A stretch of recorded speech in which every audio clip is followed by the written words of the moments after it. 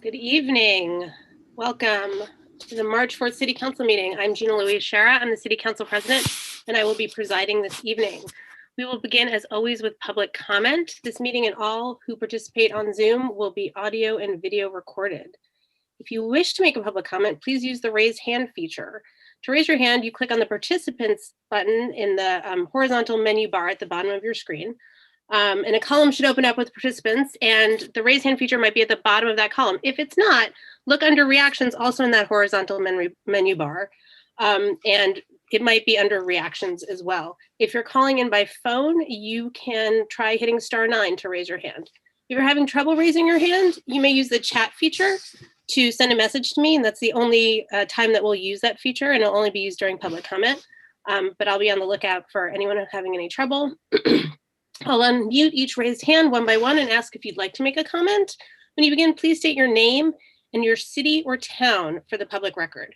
To ensure everyone has an equal opportunity to speak to the council, we ask that you limit your comments to 3 minutes. After 3 minutes, I will ask you to please finish your sentence.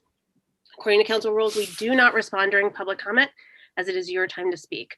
So while your comment should be directed to us, you'll understand when we don't respond to you. You may speak on any topic. It doesn't need to be an item on the agenda. And I ask that all but the council turn off your video until called upon, as comments are directed to the council and only the person recognized has the floor. We'll do our best to act quickly if someone is acting clearly in a way that's inappropriate, deploying profanity or slurs, or displaying something outside of what one would expect in council chambers. And I'll remove anyone who needs to be removed from the meeting. If you don't wish to make a comment, you can always watch on Channel 15 or by streaming on Northampton Open Media through their YouTube channel or their other platforms. The recording of this meeting will be available on Northampton Open Media's Government Video Archive channel on YouTube, and I thank them, as always, for that public service. I'll remind people we're always happy to receive public comment by email, and that is equally a part of the public record. So please email us at citycouncil@northamptonma.gov. And you all have got the raise hand feature going. So I'm going to call on Christine Olson first. Good evening, I'm Christine Olson. I live in Northampton, and I'm here from a newly formed citizens group concerned about the placement of small cell facilities in our residential neighborhoods. Small cells are basically mini cell towers placed on existing utility poles. Like larger cell towers, they emit microwave radiation or radio frequency radiation, which has been shown by multiple scientific studies to increase the risk of many health hazards, including increased risk of cancer. This is not only a public health issue, but also an economic issue for homeowners. Who is going to want to buy a home within the radiation zone of one of these mini towers? Poor siting of these facilities in our neighborhoods will lead to reduced property values for those unlucky enough to live near one. People living in these homes may develop headaches, insomnia, inability to concentrate or comfortably use a computer, and those are just the short-term effects. The current trend in the wireless industry is away from tall cell towers spaced far apart to small cells located closer together right on the street. So presumably the need for responsible siting of these structures will become more urgent. In addition to health and economic issues, these small cells can stack up on poles in the public right-of-way and make a blight on our city streets. Our citizens group, Safe Tech Northampton, has been trying since December to obtain city records regarding the location of cell facilities. I have appreciated the very prompt response to my recent emails, but so far, the city has not provided the records. We just heard from the building commissioner that their database cannot track that information specifically. It is important for this information to be compiled and available to the public, and especially important that cell facilities be monitored for radiation levels to ensure that emissions do not exceed FCC guidelines. Telecommunication companies can emit high levels of radiation, and we would have no idea it's happening. Several of us have measured the radio frequency radiation from small cell installations placed close to homes in our town and found quite high spikes of radiation, high enough that they would be illegal in multiple countries. Again, who would want to buy these homes? Cell towers, small or large, affect our health adversely. And as we move into future generations of wireless technology, will increasingly affect our property values and the visual character of our town. We urge Northampton City Government to give this issue serious consideration, to monitor radiation levels from cell facilities, and to strengthen regulations to mitigate their impact on health and property values. Thank you very much. Thank you very much.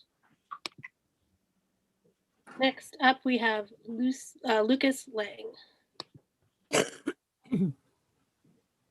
Hi, good evening. I'm Lucas Byzantin Lang, and I'm speaking on behalf of the Northampton Mayor's Youth Commission. As of right now, it is impossible to afford a single-family home in Northampton below an average income level of approximately $90,000. A full-time minimum wage worker would have to spend more than half of their income to be able to afford the median rent for apartments in the city. This is not acceptable. It's imperative that the city of Northampton begin to reform its zoning laws, which significantly reduce the amount of affordable housing, which in turn exacerbates the amount of people experiencing homelessness and housing insecurity. That is why the Northampton Youth Commission is urging the Northampton City Council to back the ordinance titled "A Package of Zoning Amendments to Allow Two Families by Right in All Residential Districts." This proposal would increase the availability of housing stock in Northampton, a step in the right direction to help lower the cost of housing. This can help make Northampton a more equitable and accessible place for all of its residents, regardless of race, gender identity, sexual orientation, disability, or socioeconomic status. Thank you. Thank you. Okay. Next, we have Ed Olmsted.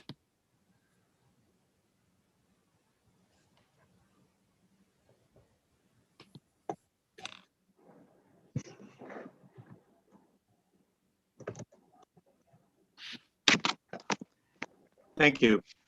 I'm here to speak in favor of the resolution by Councilor Maori and Jarrett on the resolution to oppose state incentives for biomass plants.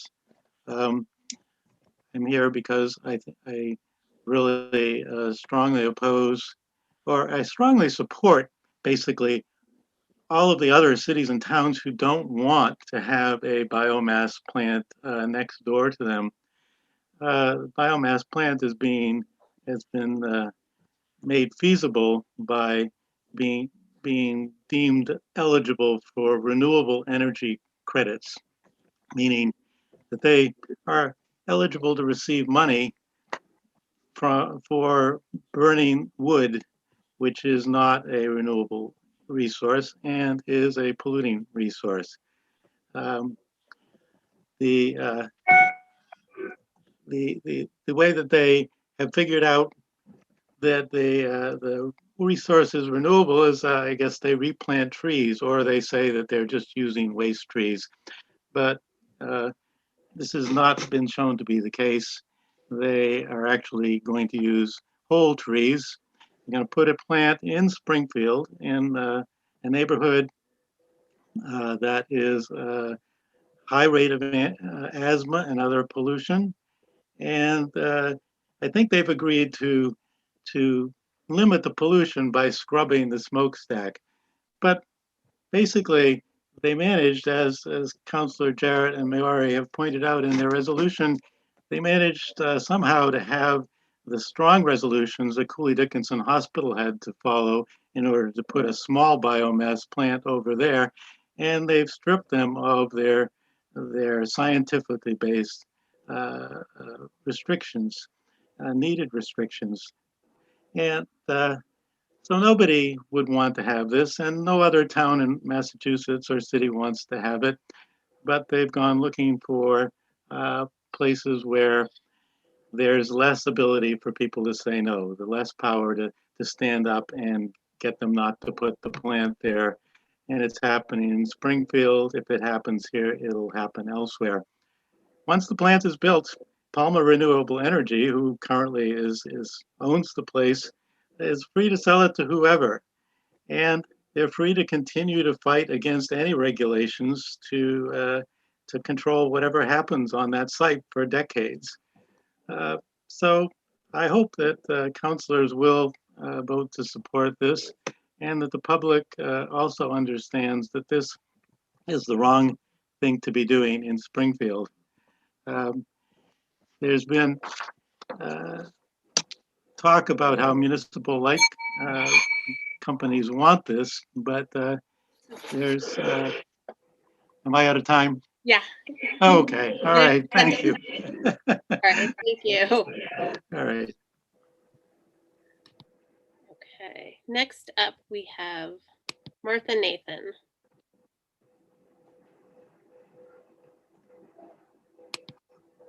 Can you unmute? There we go. There you go. Hi, I'm Marty Nathan. I'm at 24 Massasoit Street. I had an article in a column in the Gazette this morning. And I'm here also, like Ed, to support the resolution against the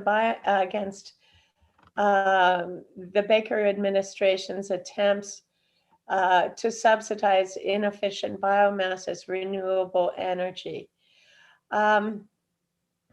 There's a present push by the Baker administration, as Ed said, to change the renewable portfolio standards to include inefficient biomass plants. This is based on a lie. Biomass produces more carbon dioxide for unit of electricity produced than coal, which is the worst of the fossil fuels. Further, there's no doubt that our forests, the only sink we have for carbon dioxide that causes climate change, will suffer as trees are fed into the plant and burned. The change in the RPS to give hundreds of millions in ratepayer money to plants like Palmer Renewable in Springfield would not accomplish the goal of fighting climate change. Equally as bad, though, in this proposal by the Baker administration is the air pollution, which includes particulates in particular, nitrogen oxides, sulfur dioxides, heavy metals, toxins in the air, which cause lung and cardiovascular disease. The Springfield Palmer Renewable Biomass Plant is the only one planned at this point to benefit from these new subsidies by the state. It will be placed in a diverse, low-income, environmental justice neighborhood in Springfield, which was itself, for 2 years in a row, the asthma capital of the country. Children, elderly people, and I'm a doctor, and I saw this every day, will suffer from what comes out of these smokestacks. Thus, the change in the RPS by the Baker administration subsidizing the Palmer Renewable Plant will make climate change worse and make the people of Springfield and us, because pollution knows no boundaries and travels 90 miles radius from its source. That's certain. Northampton is certainly within that 90-mile radius. Make the people of Springfield and us sick. I thank the city councilors for presenting the resolution, and I urge council to pass it unanimously. It is in our interest, and it is in the interest of all of Western Mass, but particularly the people of Springfield, that this be opposed successfully. Thank you. Thank you. Next is Wendy Foxman. Good evening. I do not think I will. I'm Wendy Foxman, Ward 7 in Leeds. I don't expect that I'll go anywhere near my 3 minutes, so I'll take a few seconds to simply say I support the two prior speakers, and I hope you do pass the resolution. And thank you for all the work you do and the work you will be doing as we enter budget season. And it occurred to me listening tonight, I want to thank you, Bill, for bringing about the Youth Commission. I have been so impressed with their contribution on a variety of issues over the last year that I've been observing. Thank you. But I have some comments about public comment. Referring back to your budget hearings for the current fiscal year, you all know many of those meetings went beyond 2 hours and a few over 5, and at least one lasted 7 hours. I attended most of those meetings. Transparency and public participation is good government. Generally speaking, deliberative meetings that last 3 hours or more are not good government. And as we've recently seen with the Policing Review Commission, can lead to folks not wanting to serve when the time burden is too great. When the agenda runs very long, members of the public may leave before an agenda item they are particularly interested in is discussed. Counselors and city officials in attendance become tired and may not have clarity of thought for sound decision-making. Your public comment rules provide for members of the public to address the council for a period of 3 minutes. If language translation is required, it is 6 minutes. The rule provides for discretion by the presiding officer to extend or reduce the time limits for speakers. It appears the council has set time limits on the comment period, and I support your doing so. Those time limits have been fairly generous. I encourage you, in the interest of fairness for yourselves, city officials who attend your meetings, and the general public, to exercise that discretion when you set the parameters for the public comment period, particularly when you have a large number of people who wish to address the council. Thank you. Thank you.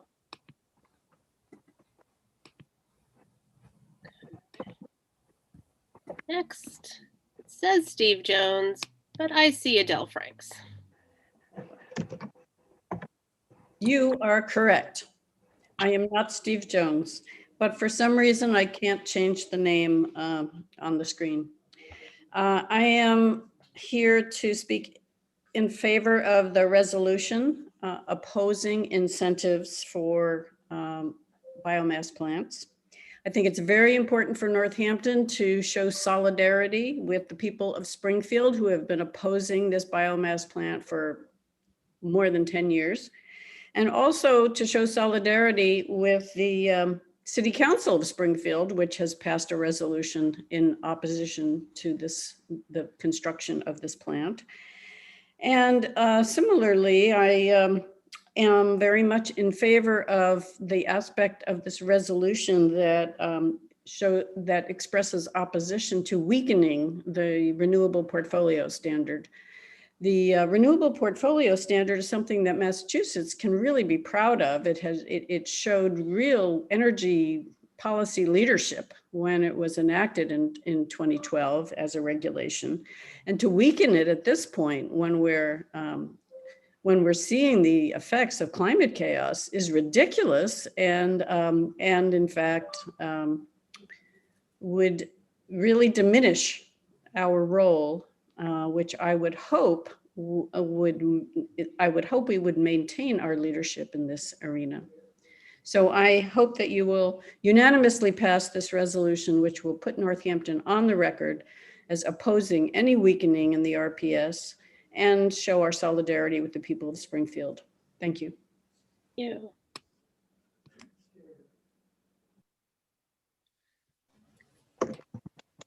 Next, we have Susan Thayberg. Hi there. So I will speak succinctly to this. I'm Susan Taberge. I work with Springfield Climate Justice Coalition and Climate Action Now. And I'll just say there are 3 outstanding reasons to support this resolution against biomass. Number 1, it's a climate catastrophe to be putting this highly polluting power plant anywhere, and particularly in Springfield. I'll speak to that in a moment. And also, this is a much. Oh, sorry, you got muted somehow. Huh, that's weird. Did I just cut out? I don't. You, just for a moment. Okay. I was just saying that in terms of the climate impact, there's a whole industry looking to cut down forests and sell those products and profit from cutting down forests at a time when we really need them to sink carbon. It's one of the really positive things that we can be doing right now. So number one is the climate catastrophe. Number two is the fact that this is environmental racism at its most blatant, because you can note that it's Springfield, Massachusetts, and a community where I personally know people who have asthma, people in their family have asthma. As people have said, Springfield was named asthma capital of the nation 2 years running. And so it's an environmental justice community. And so I think it's quite significant that it's Springfield, Massachusetts, this community where they're talking about putting this biomass plant, not in other parts of the state. And of course, quite a bit of this energy would be then used in the eastern part of the state. So we call that a sacrifice zone. And number three, the public health implications of it are highly significant. There are many, many toxins that are given off alongside the carbon. And there's lots of excellent research on it. I would just point people to the Partnership for Policy Integrity website and the Climate Action Now website if you want more information and documentation.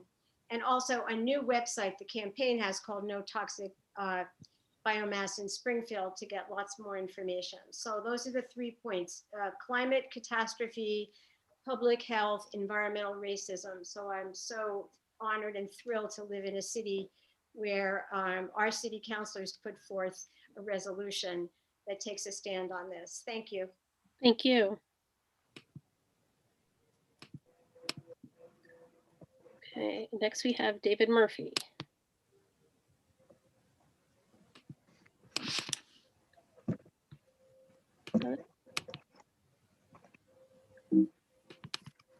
Mute. There we go. There you Good go. evening. Two things tonight. First, I would like to add my support to the resolution. I live very close to the hospital's mini biomass beast, and it's noisy and it smells terrible. Anybody that's seen Michael Moore's recent video, he has a portion of it on a biomass plant, and they're clearly burning recently cut trees, not wood chips. So I'm in on the no biomass plants. But that's not the main reason I'm speaking tonight. I want to talk about 2166 relative to two families by right, which I support except for one portion of it, and that's under the general standards A1, that any new heating system to serve a second unit on a parcel or new two-family or two single families on a single parcel have to be fossil fuel free. I might like to suggest that while mini splits are wonderful, they don't do really well in extremes, which means you need some sort of backup system. And if that can't be fossil fuel, it needs to be resistance electric, which burns a ton of electricity, as does a mini split working overtime when it's really cold trying to heat the thing. Add to that the fact that this really shouldn't be in zoning. This should probably be in the building code. And I think when Brookline tried to do it, the Attorney General said, no, you shouldn't put it there. But because we're a city and we don't have to go to the Attorney General, we're going to try and put it there. Put it in the building code. If you want to do it, don't put it here. But also think about the fact that in places like Texas, where the electrical grid was having problems, if you're all electric and you have no backup of any other sort, you're going to probably freeze, which isn't really a good thing in an extreme climate like where we are. So I support the general ordinance. I think it falls in line with what the state just did relative to making it easier to do infill units. Was around when we made the 13 zoning change and supported that. But sticking this in there is just a bad idea. It's in an appropriate place. There will be a point, I think, when the technology gets to the point where these are more reliable in extremes. But I think people, to be realistic, people need to have the option of other sources of backup. You might suggest that these are primary, but you can't take away their ability to back it up with something else. You don't want to put all your eggs in one basket. You might want to back up an electrically based heating system with something else. But it doesn't belong here, and I would encourage you to support the ordinance, but take out under the general standards A1, which requires stipulating that heating system, which it just is, it's too soon, it's not the place, it's the wrong thing to do at this point in time. So thank you, and again, I'm also in on the no biomass. Have a great evening. Thank you.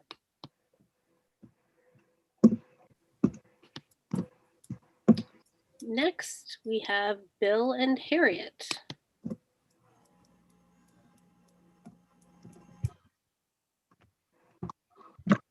Actually, I'm just Bill. I'm Bill Diamond. I live on Grove Street in Northampton.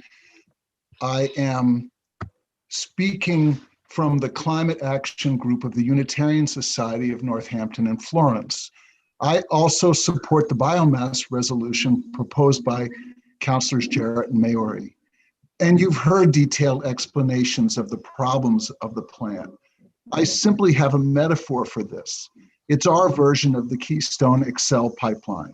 It's a greedy project to degrade the environment, harm a minority community, and contribute to climate change. It took years of resistance to stop the Keystone pipeline. Think of the courage and persistence of the people resisting the government-supported builders of that pipeline.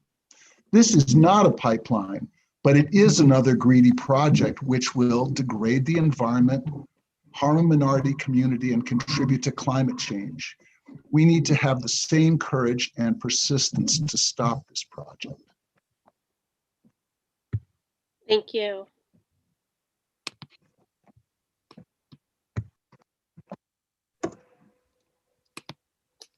Next is Jackie Balance.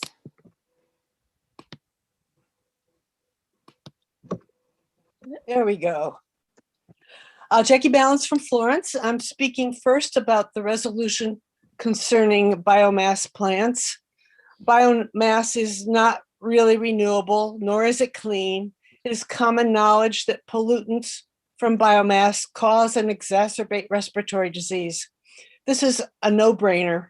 I bet a buck council will pass this sensible resolution. Don't let me lose my money.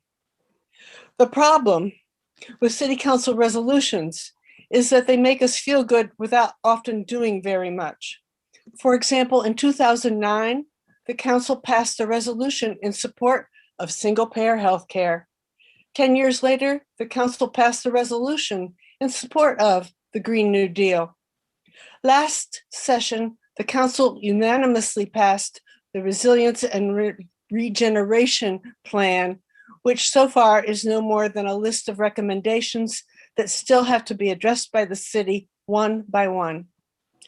I happen to know that the recent styrene plastics ban took 2 years to become a city ordinance. And now it will be 2 more years before it finally takes effect. And even then, a business claiming hardship can get a further extension. If it takes this long to pass one modest fossil fuel intervention, we will never make our carbon reduction goals in time.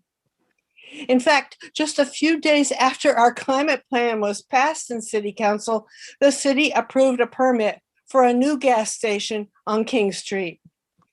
Just when automobile manufacturers all over the world are phasing out the internal combustion engine, we're permitting the Big Y store to keep tens of thousands of gallons of gasoline under their parking lot. Where is the leadership to stop welcoming fossil fuels into our city? If Northampton can't do this, who can? Lastly, you probably know that the new 2-family by right zoning ordinance did not pass the planning board unanimously. One member of the board resigned in part because of unlimited size issues. Our Urban Forestry Commission sent a list of questions to the planning board concerning trees in the ordinance. One of those questions remained unanswered as of 3:30 this afternoon, which is, when any 3-inch trees that have to be replaced due to their removal under this zoning, and they cannot be planted on the project site, how will their loss be mitigated? It's a straightforward question waiting for the answer. I personally have fears about unintended and undesirable consequences of this ordinance. This is an election year, much is at stake more than ever before. Business as usual will lead us to climate catastrophe. I ask leaders to impress us now with your vision and your courage. Go beyond resolutions and get deadly serious about climate issues. Another gas station on King Street. That's time. Really? Thank you.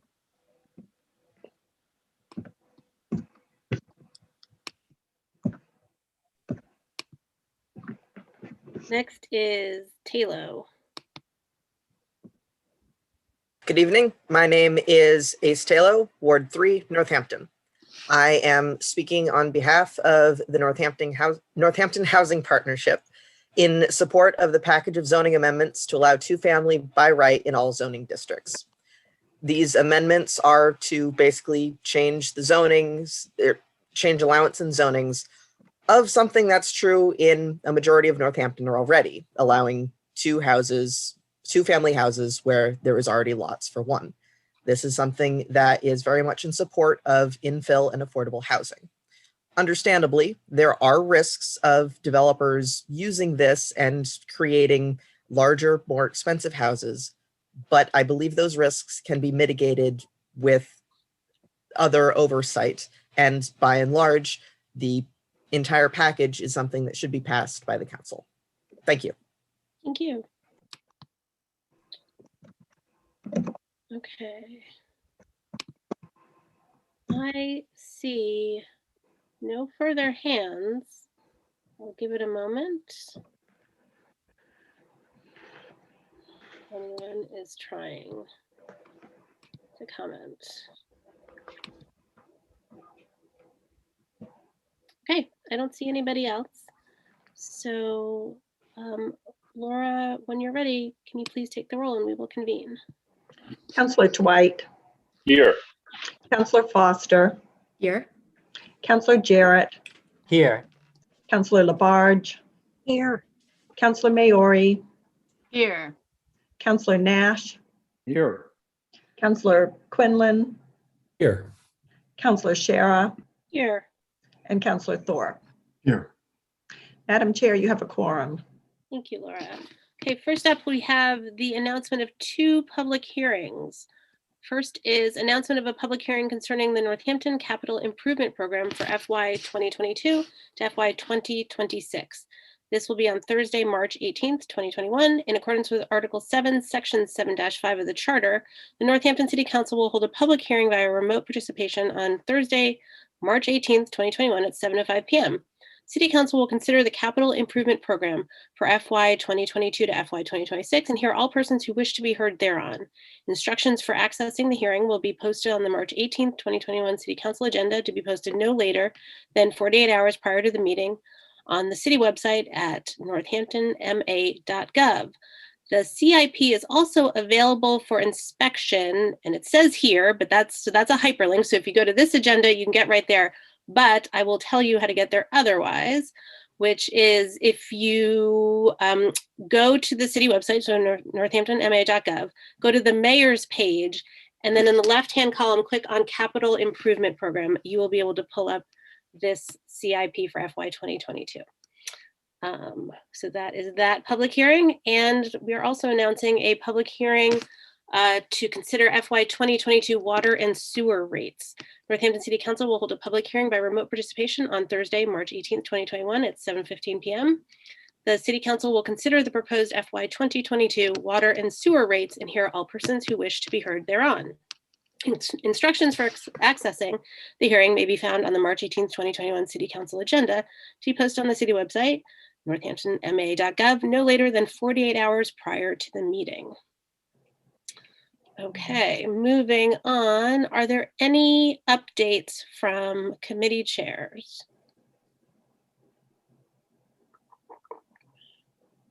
Seeing none, let's roll right into 1-minute announcements. Come on, that's right. Councillor Jarrett. Thank you. The Northampton Policing Review Commission's third and final public hearing is this Saturday, March 6th at 11 a.m.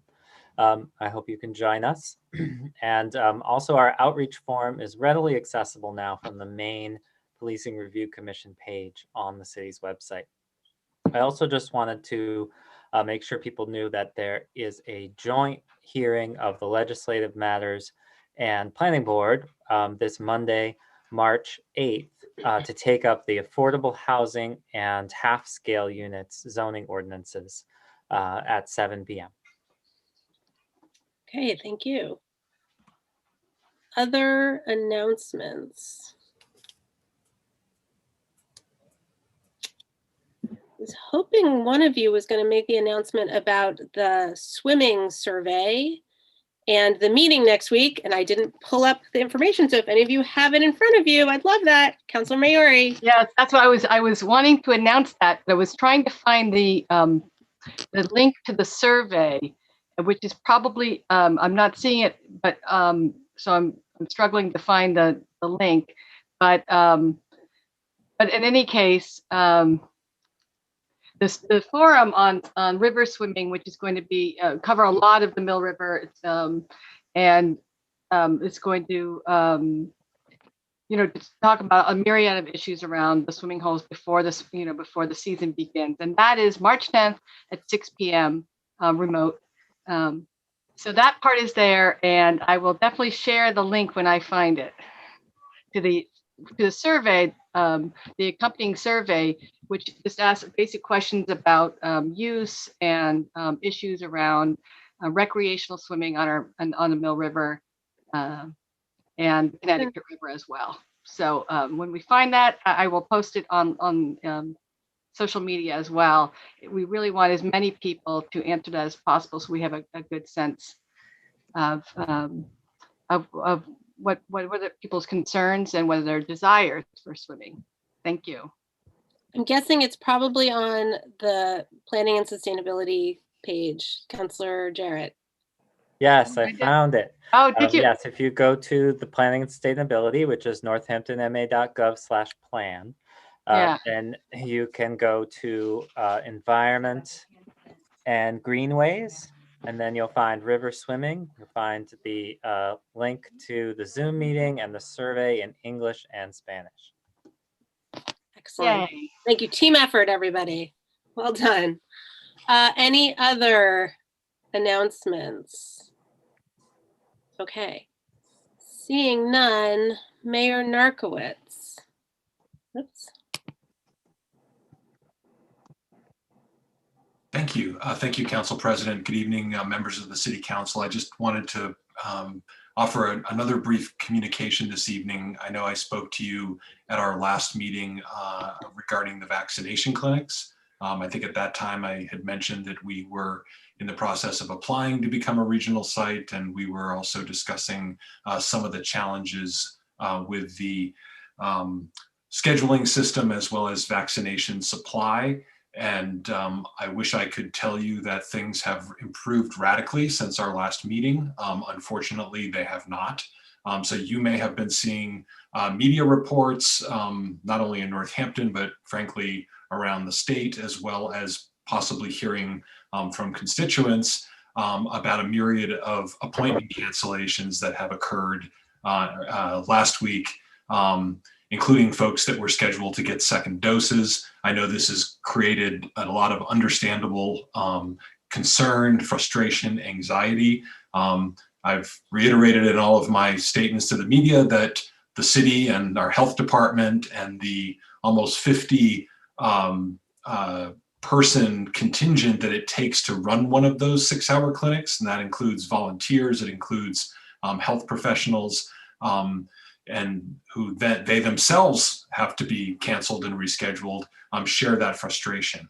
And again, we continue to reiterate to people that the scheduling system itself is a state scheduling system, and we understand that there are quirks, we understand that there are incredible wait times, we understand that it's extremely frustrating, but it's something that we just don't have control over. But most importantly has been the vaccination supply issue, which has really driven the cancellations that people have seen over the last week or so. In some cases, cancellations that we don't learn about, or supply cancellations that we don't learn about until Sunday night, when we have clinics planned for the following day on Monday, which then forces us to try to contact all of those people and let them know that their appointment has been canceled. And so now, and obviously when you cancel an appointment, that means that that's another dose that now has stacked up. And in some cases, a second dose, someone waiting for a second dose. This has been especially pronounced with the Moderna vaccine, where we experienced a significant shortfall in Moderna, and we had lots of people waiting for second vaccine. So we are working to schedule those. We are working to catch up on those second vaccines. And we continue to press the state for additional vaccine supply. I realize it's, I will say that, the folks who do access and have used the senior center to a person have been incredibly impressed and grateful, and we are able to move hundreds of people through the senior center. Some of you may have seen storage boxes in the parking lot recently there in order to accommodate the increased throughput required to create the regional site.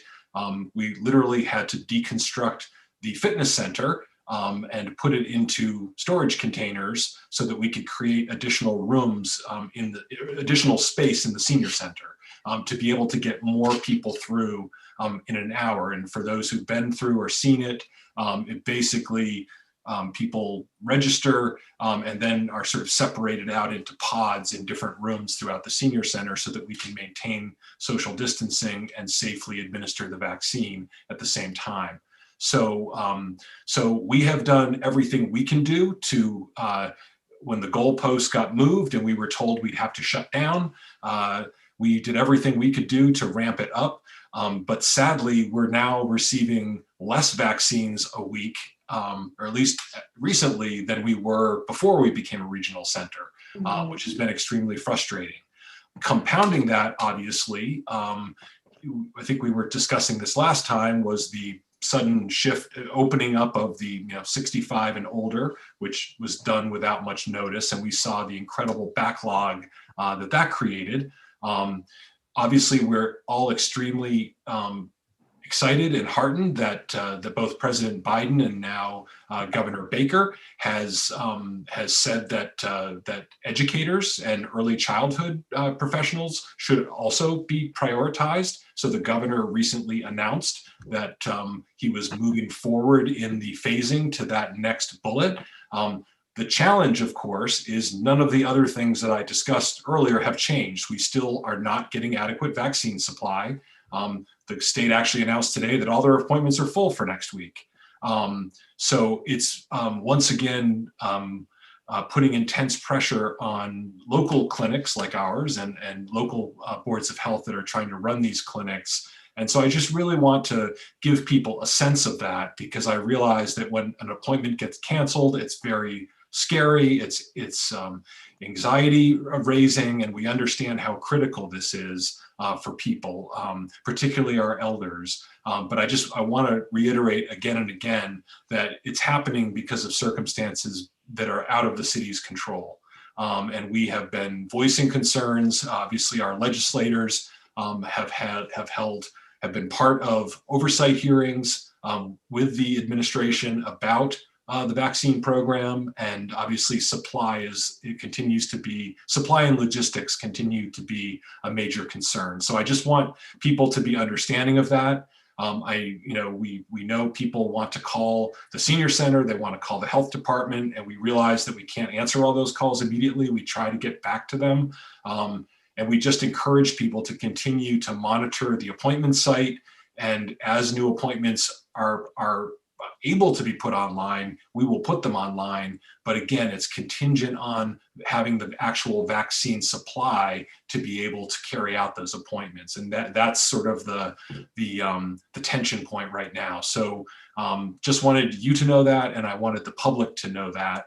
And again, I'll just continue to say what I've said before, that they're doing incredible work, and an incredible combination of health professionals, EMTs, volunteers, our medical reserve corps in Hampshire County, to really make it a safe and efficient experience, and can do more. We just need the vaccines to carry that out. So that is my announcement for this evening. Thank you for that update and for that remarkable effort to get us to be, able to be a regional site. And I can only imagine how frustrating this all is. Are there any questions for Mayor Narkowitz? No. Okay, thank you. All right, next up, we're up to resolutions. So we're at 21.201, a resolution in opposition to state incentives for biomass plants. This is on first reading. Move to approve. Motion's been made and seconded. I will go ahead and read it. So this is upon the recommendation of Councillor Alex Jarrett, Councillor Rachel Maori, and the Northampton Energy and Sustainability Commission. Resolution in opposition to state incentives for biomass plants. Whereas the City of Northampton is committed to ensuring and safeguarding the health, safety, and environment of the residents of our community. And whereas wood-burning biomass plants are a highly polluting form of energy generation known to release pollutants, including fine particulate matter, volatile organic compounds, nitrogen oxides, carbon monoxide, and carbon dioxide. And whereas the Commonwealth adopted science-driven renewable portfolio standards, RPS, regulations in 2012, recognizing that wood-burning power plants emit more carbon dioxide than fossil fuel power plants per unit of energy generated. And whereas due to the 2012 RPS regulations, the only wood-burning biomass plants eligible for Massachusetts renewable energy incentives have been small, efficient, combined heat and power biomass plants. And whereas if the weakened RPS regulations proposed in December 2020 by the Massachusetts Department of Energy Resources, DOER, go into effect, Massachusetts incentives would be available for inefficient, large-scale biomass power plants. And whereas the proposed RPS regulations would wrongly incentivize the construction of a large-scale wood-burning biomass plant proposed by Palmer Renewable Energy in Springfield, an environmental justice community already heavily burdened by industrial air pollution and by record-setting rates of asthma and other respiratory illnesses. Whereas particulate and gaseous pollution from the planned Palmer Renewable Energy Plant would increase hazardous pollution throughout the Pioneer Valley. And whereas our city stands in solidarity with residents of the city of Springfield and the Springfield City Council, which passed a resolution on December 21st, 2020, opposing Massachusetts state incentives for wood-burning biomass plants. Now, therefore, be it resolved that the City Council of Northampton opposes any state incentives for inefficient commercial wood-burning biomass plants in the Commonwealth of Massachusetts. And be it further resolved that the council calls upon the Massachusetts DOER to revise the proposed RPS regulations by returning the woody biomass provisions to their previous science-based language. And be it further resolved that the council calls upon the Joint Committee on Telecommunications, Utilities, and Energy of the Massachusetts Legislature to hold an accessible public hearing on said proposed RPS regulations. And be it further resolved that the council urges its state legislative delegation to support state legislation to remove and bar taxpayer and ratepayer incentives for inefficient commercial biomass power plants in the Commonwealth of Massachusetts, by making them ineligible to meet the requirements of the Renewable Portfolio Standard. And be it further resolved that the administrative assistant, the city council, shall send a copy of this resolution to Representative Lindsay Sabadosa and Senator Joe Comerford, as well as Governor Charles Baker, DOER Commissioner Patrick Woodcock, and the co-chairs and vice co-chairs of the Joint Committee on Telecommunications, Utilities, and Energy, Senators Mike Barrett and Mark Pacheco, and Representatives Jeffrey Roy and Paul Mark. Okay, it's already on the floor, so I will turn out Councilor Jarrett. Thank you.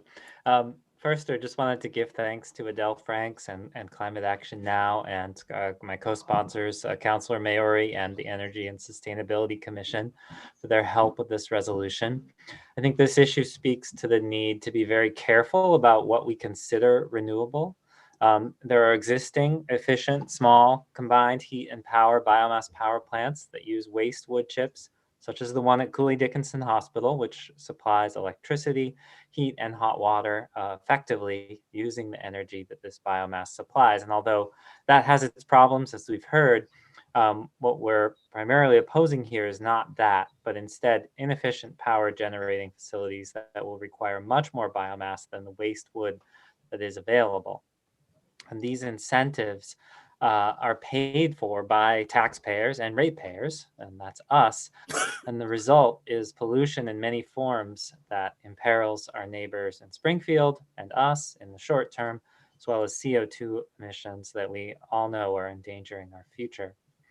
There are also 2 bills in the state legislature that we decided not to specifically mention in this resolution, as we didn't have consensus around some of their provisions, but they are very promising, and they would also ban these incentives. They are Senate Bill 2381 and House Bill 3753. And so I encourage you to look them up and talk to your legislators about them. Thank you. Councilor Maori. Well, as usual, our public commenters have said everything so eloquently. I don't really have much to add. I just wanted to kind of, I guess did want to reiterate that, the issue of Springfield having one of the highest rates of asthma in the country and of being a vulnerable community with less resources and to fight something this large. And the idea of Northampton not being physically far enough to not negatively be impacted in the 90-minute. We are in that airstream, and I just I also want to mention our senators that have shown opposition, and as we say, the Springfield City Council. And really, the thing that strikes me is the kind of perversity, frankly, of getting ratepayers to have to subsidize their own ill health, to spend $175 million of electric, ratepayers, us, over 20 years to subsidize particulate pollution, in our own air. That really strikes me as quite wrong. Councilor Dwight. Very grateful to the proponents and the sponsors of this resolution. The cruel irony is that it was 11 years ago, 10 years ago, we're working the same project, resisting this particular biomass plant and another one out in the western part of further west of the part of the state. In the course of that, and while I wasn't on council then, I was working on a radio show, and got to have the proponents and opponents come and speak. The proponents actually benefited from this ability to have an unabashed, cynical attitude about this. First of all, I think remarkably cynical to even allude that this is green energy, renewable. It is not in any way, shape, or form, as it's been noted. It essentially uses and burns carbon sequestration systems, wood, and at the same time reintroduces the carbon back into the atmosphere. The whole thing that we're trying to arrest, reacting to the really deleterious impacts of climate change. That's 10 or 11 years ago, so it was a decade. The same sense of urgency existed then, and here we are now. We're having the governor making an expedient decision, and his agents making expedient decision to allow, I think, just this one biomass plant. Essentially, it literally does look like a gimme to somebody. Somebody has used some influence here. And the most grotesque part is the fact that, and you see this system-wide with every type of energy generation system that we've experienced that has caused these problems, they're located in areas that do not have the means or the agency to defend themselves. We see it with landfills, unprotected landfills going proximate to communities that cannot protect themselves against the toxins that are emitted from that. The same thing with this biomass plant. Springfield has suffered a number of insults as far as this goes when these kind of cynical projects are established. And it's pretty remarkable. Holyoke took down its coal-fired plant, and actually not because of, but maybe some small way, we actually wrote a resolution in opposition of that as well, and worked very hard and joined a number of other people in the region to oppose that liability that carbon belching liability here in the valley. And now we have an opportunity to join forces, again, regionally, to say, we will not abide by this perversion of the concept of green and renewable energy. And we will not abide by this grotesque imposition and threat to a vulnerable community that has little chance of protecting itself. So we are joining forces. We will circle the wagons with them if we vote in favor of this. And I'm very, very grateful to you all for making that, giving us the opportunity to do that. Thank you. Councilor Foster. Thank you. I do want to thank the co-sponsors and the proponents of this resolution. I'm really glad you brought it forward. And, you know, something that has struck me, I've been thinking about this quite a bit, but something that struck me was the comment about Councilor Maori that ratepayers would subsidize their own ill health. Councilor Jarrett, you mentioned how taxpayers would subsidize this. And I think it's also important to put the additional face on it of the individuals who would subsidize this. So we as taxpayers would end up being asked to subsidize this financially. I think some of you know, not everybody knows, but my younger child has asthma. And for about 1.5 years, it was not well controlled. That was 1.5 years from when he was about 18 months old to 3. And I remember this constant sort of looking at the emotional and financial costs to an individual and a family of dealing with asthma. And it's significant. You know, I don't, you might need to listen to me talk for about 5 hours to talk about the incredible burden that asthma can bring to a family, particularly when it's not well controlled. We have done ER trips. We have missed so much work. He has missed so much daycare during that. And all of these costs are costs that we're asking families, or not that we're asking, that are shouldered by individuals. That the co-pays, I mean, just his preventative inhaler was $30 a month. And then you add in the nebulizer and you add in all of this other stuff. The organization of family life to make that medicine, first of all, to think about like renewing the prescription every 30 days, making sure it was taken every morning, every evening. Those are costs that are hard to sort of quantify to a family. And I remember one night, you know, that his asthma, by the way, I should say, is not caused by air quality. It's actually caused by exposure to viruses, which is another ball of wax at this time. But I remember one night his episodes would last for several days. And what would happen is he would start with getting sick, then he would get really sleepy, he would cough, and eventually we would have to decide whether or not his oxygen levels were going to require a trip to the doctor. And one night I was watching him sleep and checking his respirations and making sure he was going to be okay that night. And I remember just feeling this sort of anger at knowing that individuals and families were bearing this cost, and especially individuals whose asthma is triggered by air quality, this cost of things like a biomass plant, of air pollution. And it's just out there in the ether, and yet nothing's free. People are paying this price. And to think about putting us in Springfield, where, as has been mentioned so eloquently, families have less resource to fight it, but also significantly less resource than my family had to deal with the impact when it's there. So, you know, thank you to the co-sponsors for bringing this forward. I wholeheartedly support it. And, you know, I definitely stand in solidarity with Springfield and Springfield City Council on resisting this coming to their community. Thank you for sharing that. Councilor Quinlan.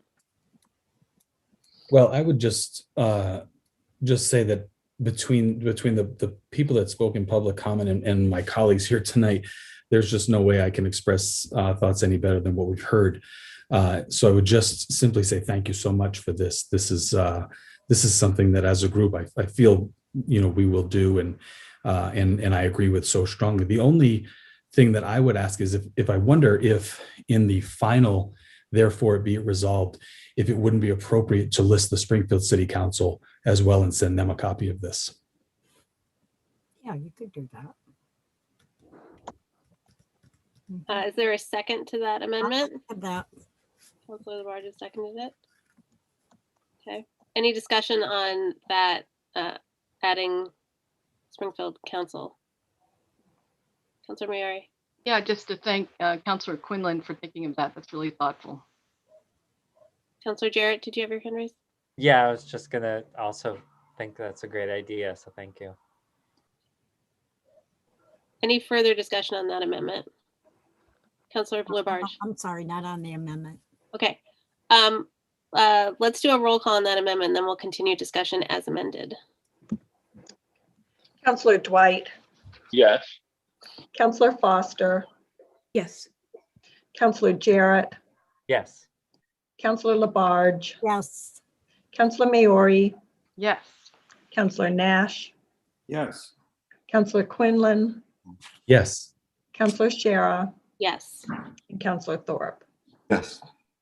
Okay. Councilor Labarge? Yes, I just wanted to talk about the resolution very quickly. We heard people talk tonight about how they felt about this resolution. I have many relatives in Springfield and Holyoke, and who are very upset about this apparently coming forth in Springfield. And I have to say, way back, it's off the record a little bit here, but way back we bought a wood stove, a soap one from the Hadley Stove Shop several years ago. And we had all these little Christmas trees that we had planted, hundreds of them.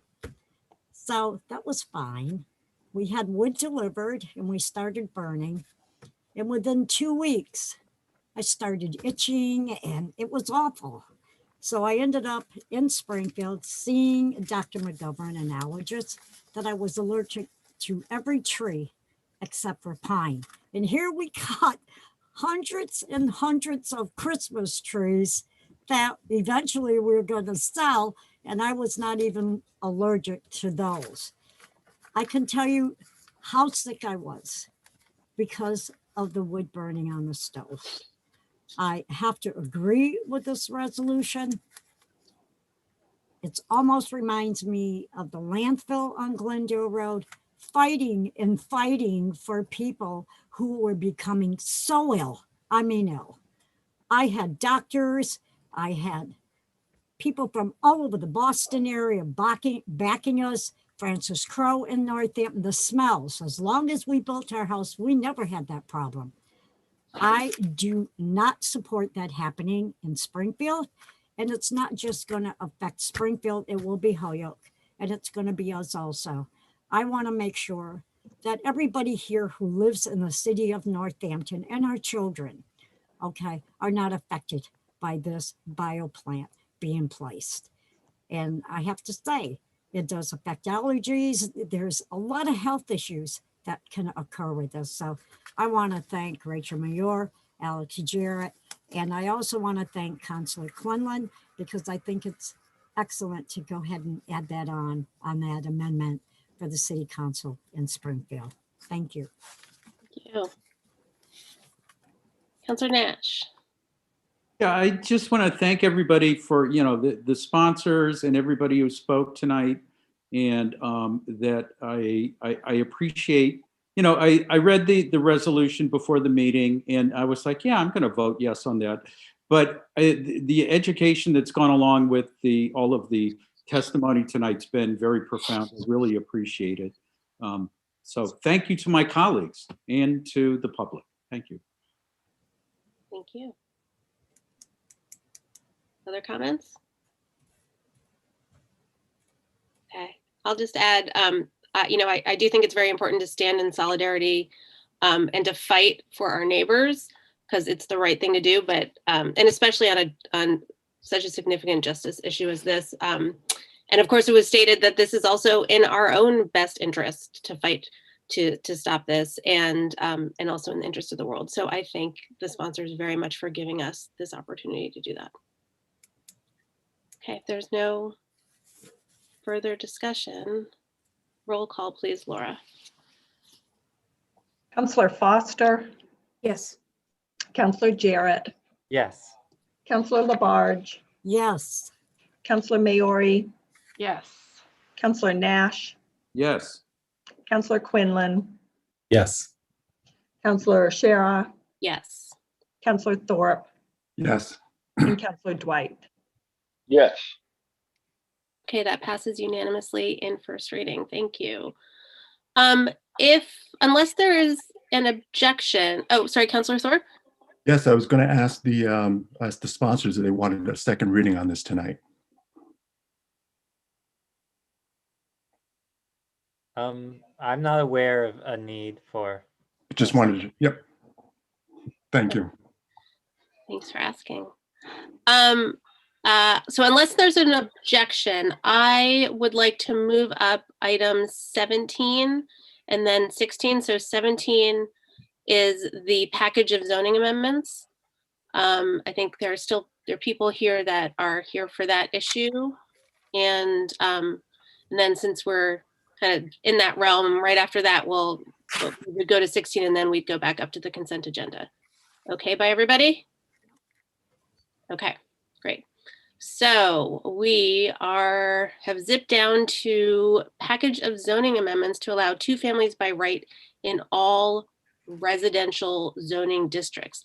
This is a first reading. Let me give the history a little bit. There was a joint public hearing held between Legislative Matters and the Planning Board, and that was on January 14th. Then there was another joint meeting to deliberate and make recommendations on February 8th. And from that, there was a split vote on the Planning Board, 6-2 with one abstention, or sorry, one person absent.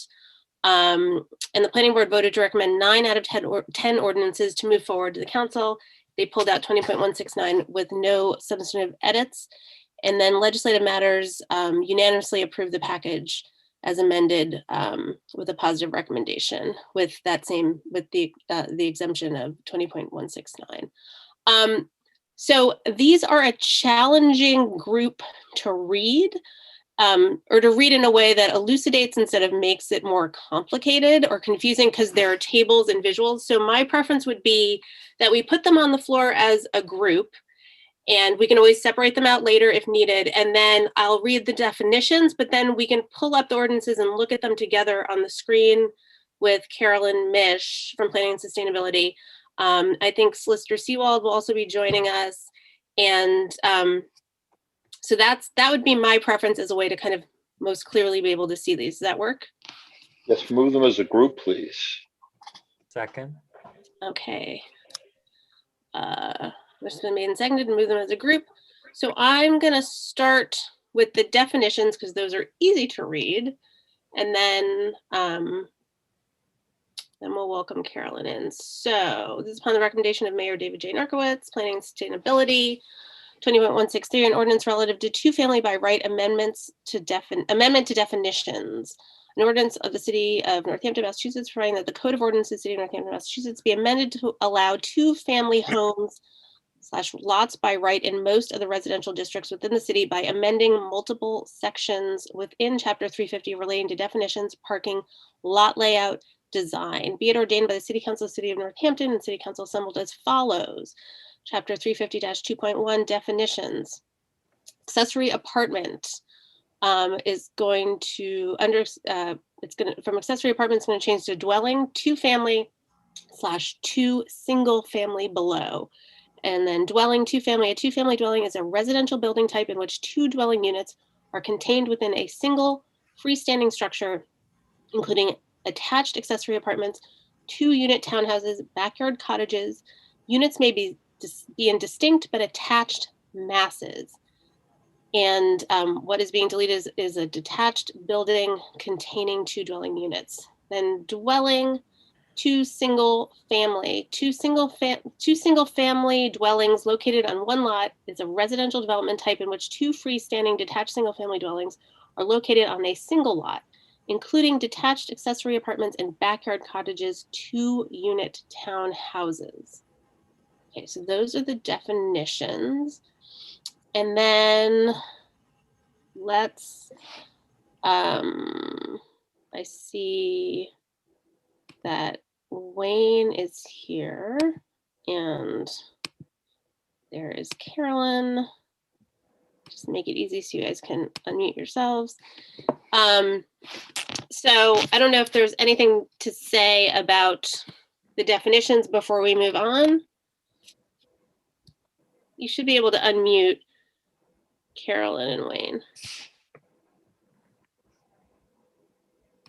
No? Yes? Okay.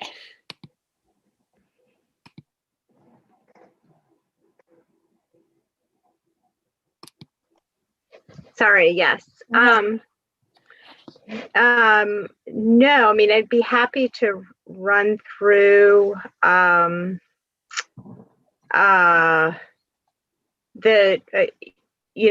brief overview of the whole thing, if that works. Yeah. That would be great.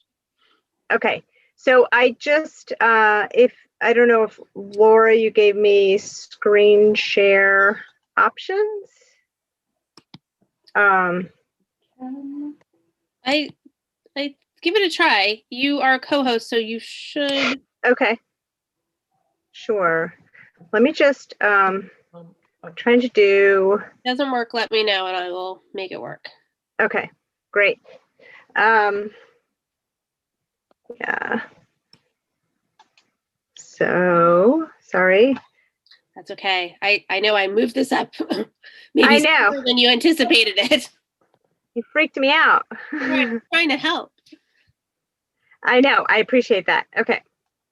So, sorry. Okay. Okay. Can you see that? Yes. Okay. So, I'm going to start this from the beginning. Okay. So just to go over, I know that you all have been through the public hearing process on this. So we've talked on a few occasions about the context of the two-family, this piece of the ordinance, but it is part of an overall series of amendments that the mayor and our office are sponsoring and putting forward to try to address the issue of housing in Northampton, both to close the gap in the needs that have been identified through several studies and planning processes, and also provide opportunities for housing development at all different levels and to provide different options for people. So we have the two-family. We're also, Councilor Jarrett announced the public hearing on Monday with Legislative Matters and Planning Board regarding the affordable housing amendments and incentives for smaller units. That's part of this whole scheme as well.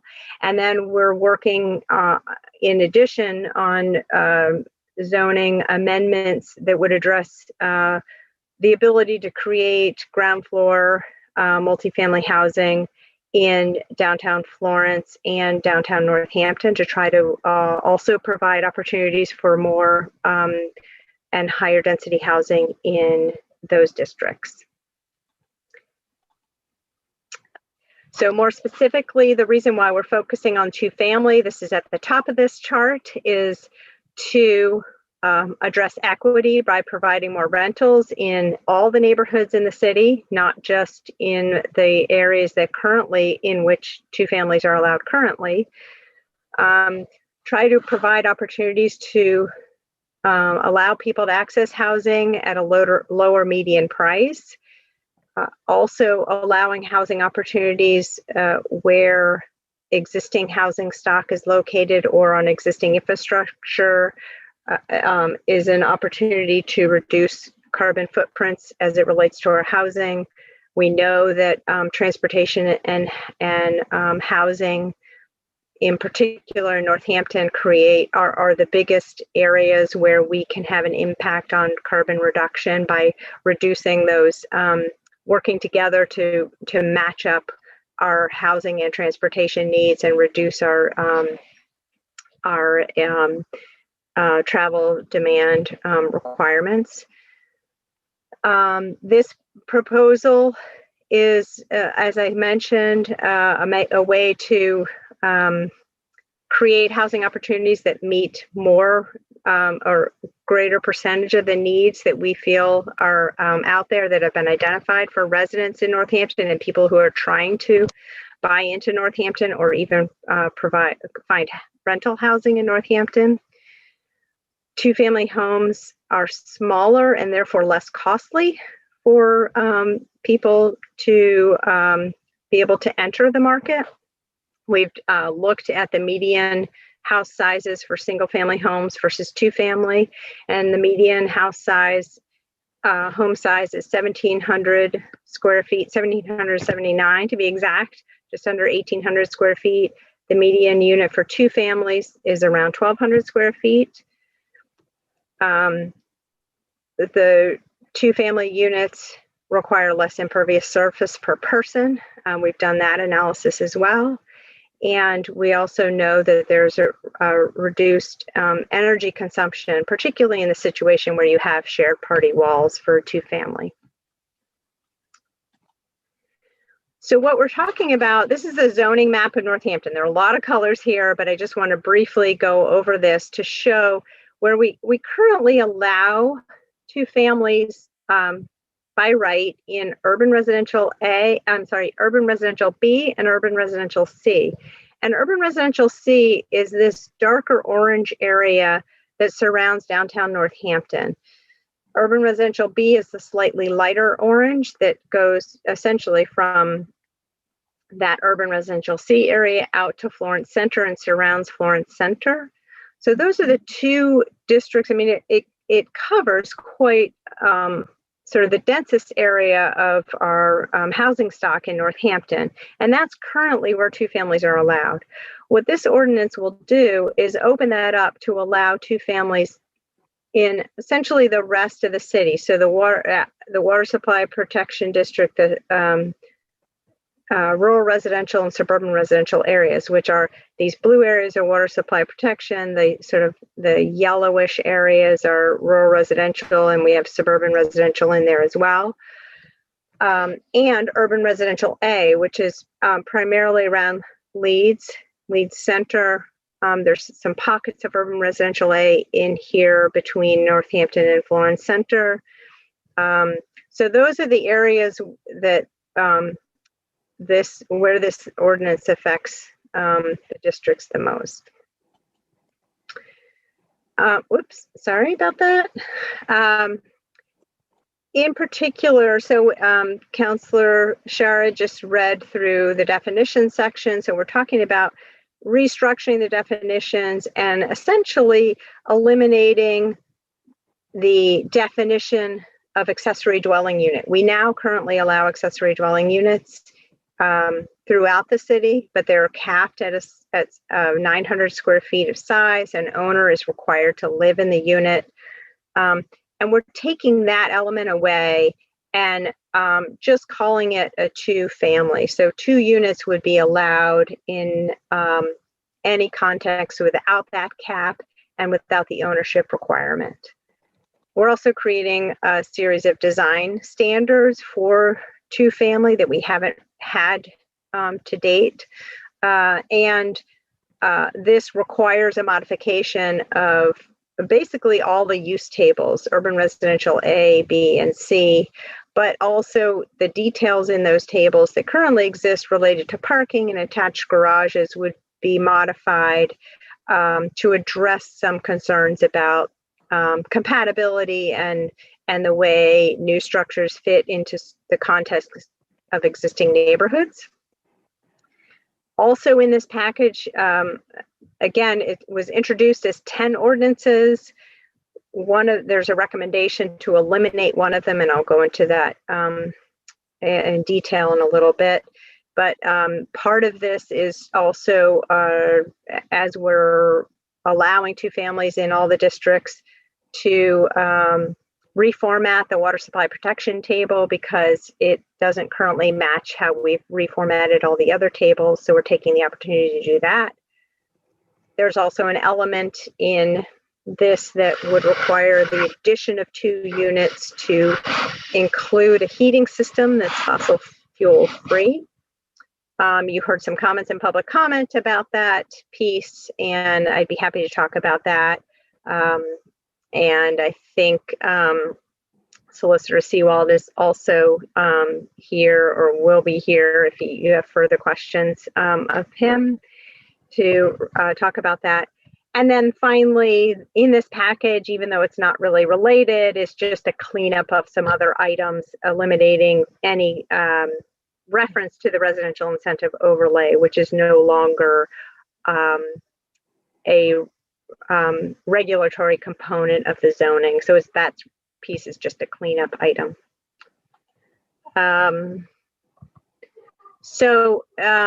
Just to reiterate, this went to joint public hearing January 14th between planning board, or with planning board and the ordinance committee, legislative matters committee, sorry.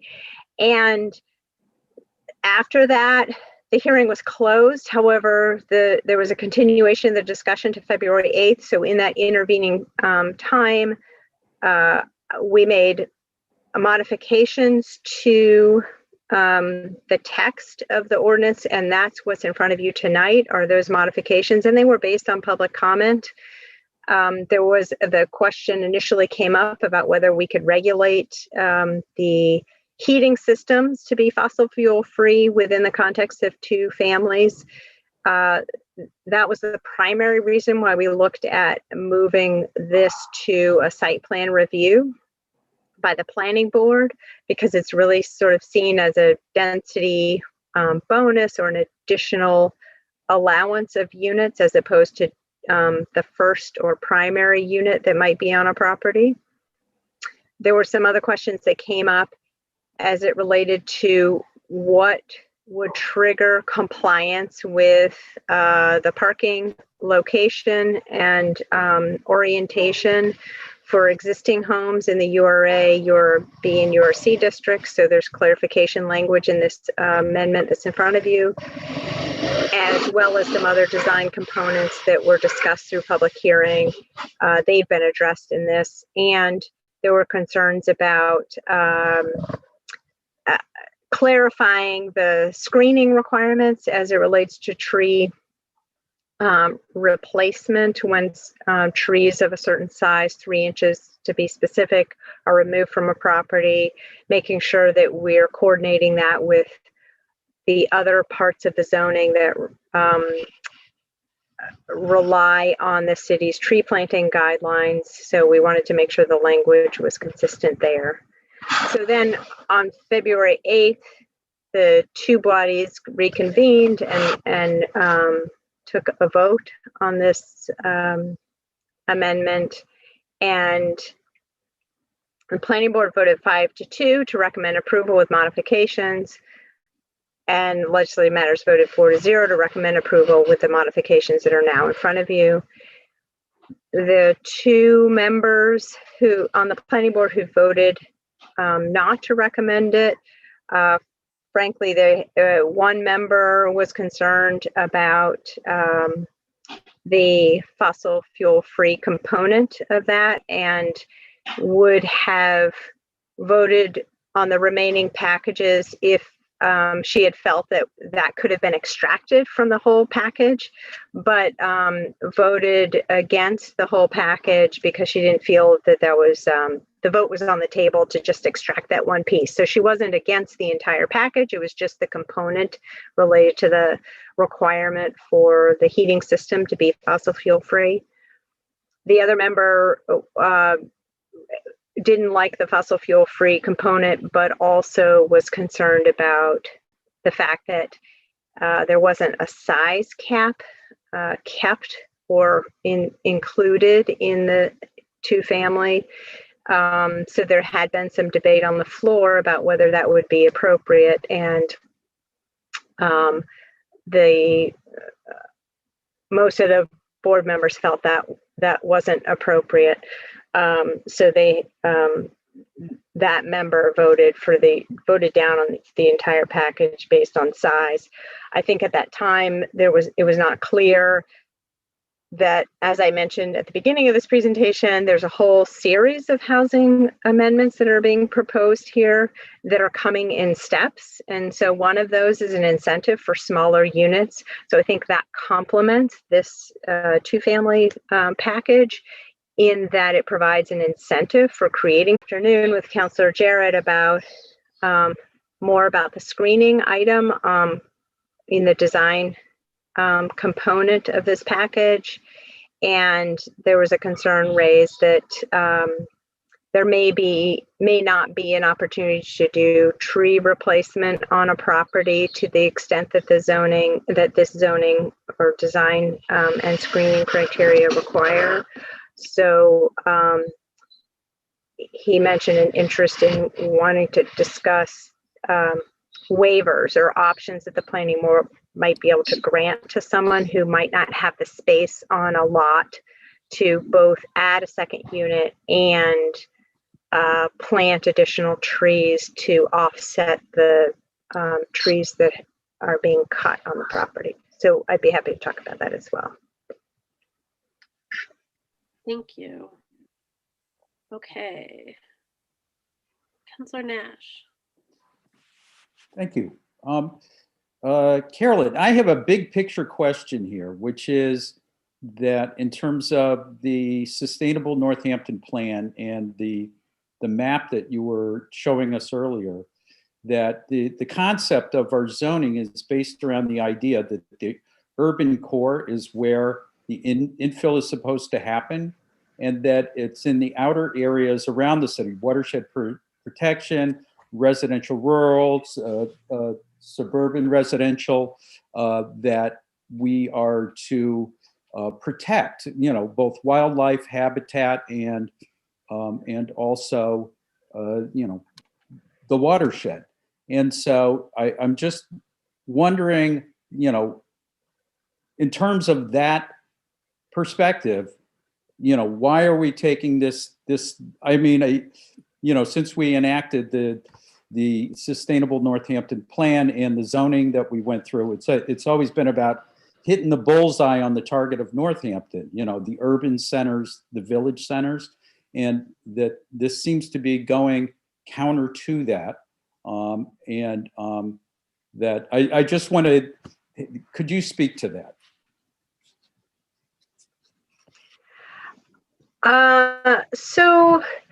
Well, I guess I'll start with emphasizing the fact that we've allowed accessory dwelling units as part of a single family home everywhere in the city, even in the, rural residential and water supply protection districts. However, again, that comes with a requirement that there's a cap on the size of the unit. So it limits the flexibility for people who have different needs, family needs, or their structure of their household changes. And this then sort of allows more flexibility and provides rental opportunities in more areas of the city where they're not currently allowed.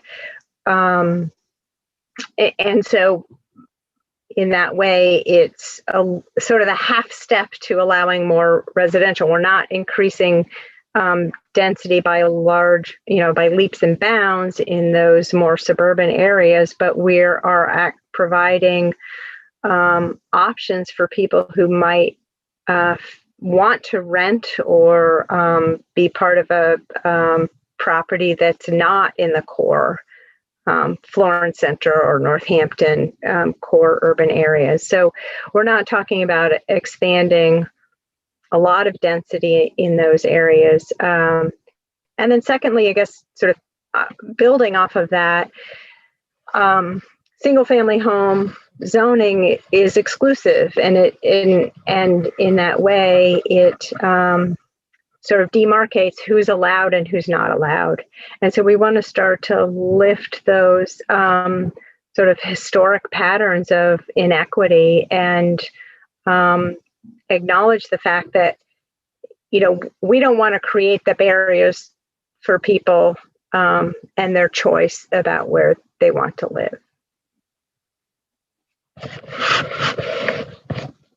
Could I respond? Yeah, so, yeah, and I get all of that, that the idea is to, you know, by creating more housing, more flexibility, greater opportunity, but there's also, I think we need to acknowledge that we're pushing also into one of the goals of the plan, which is to, you know, preserve habitat, preserve, you know, the watershed, and that aspect, you know, have we evaluated things in a way that we can say that this growth can happen in a way where we're not going to be impacting those areas? Well, none of the other regulatory structures are being minimized or reduced or eliminated in this process. You know, we still have the local wetlands ordinances. We still have the Wetlands Protection Act. And what we're talking about probably in these areas is one additional unit or an expansion of an existing accessory dwelling unit on a single family home in a building footprint or an building envelope that already existed. And by that, we are actually reducing the pressure on building further out or shifting people to East Hampton or West Hampton into green fields that have never been built before. And by allowing more households on the same property where we would allow a single family home, we're actually reducing the impervious surface and the built area that it takes to accommodate you're accommodating two households instead of just one on that same building envelope. So in fact, I would say that it's actually it meets the goals of both the Sustainable Northampton and now our updated Climate Resilience and Regeneration Plan.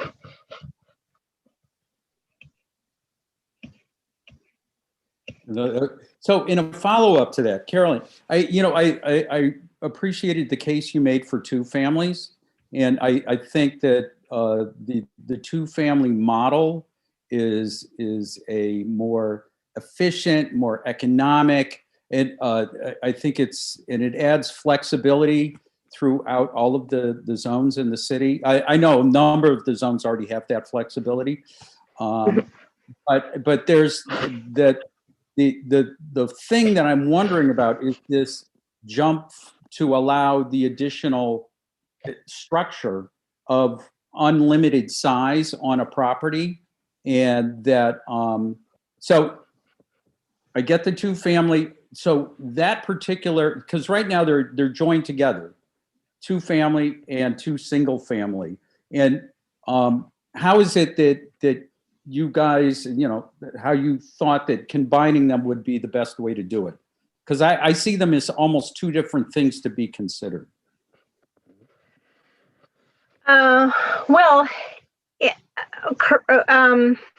We currently allow detached accessory dwellings in all of these districts in the city. So those require a special permit from the Zoning Board of Appeals in most situations.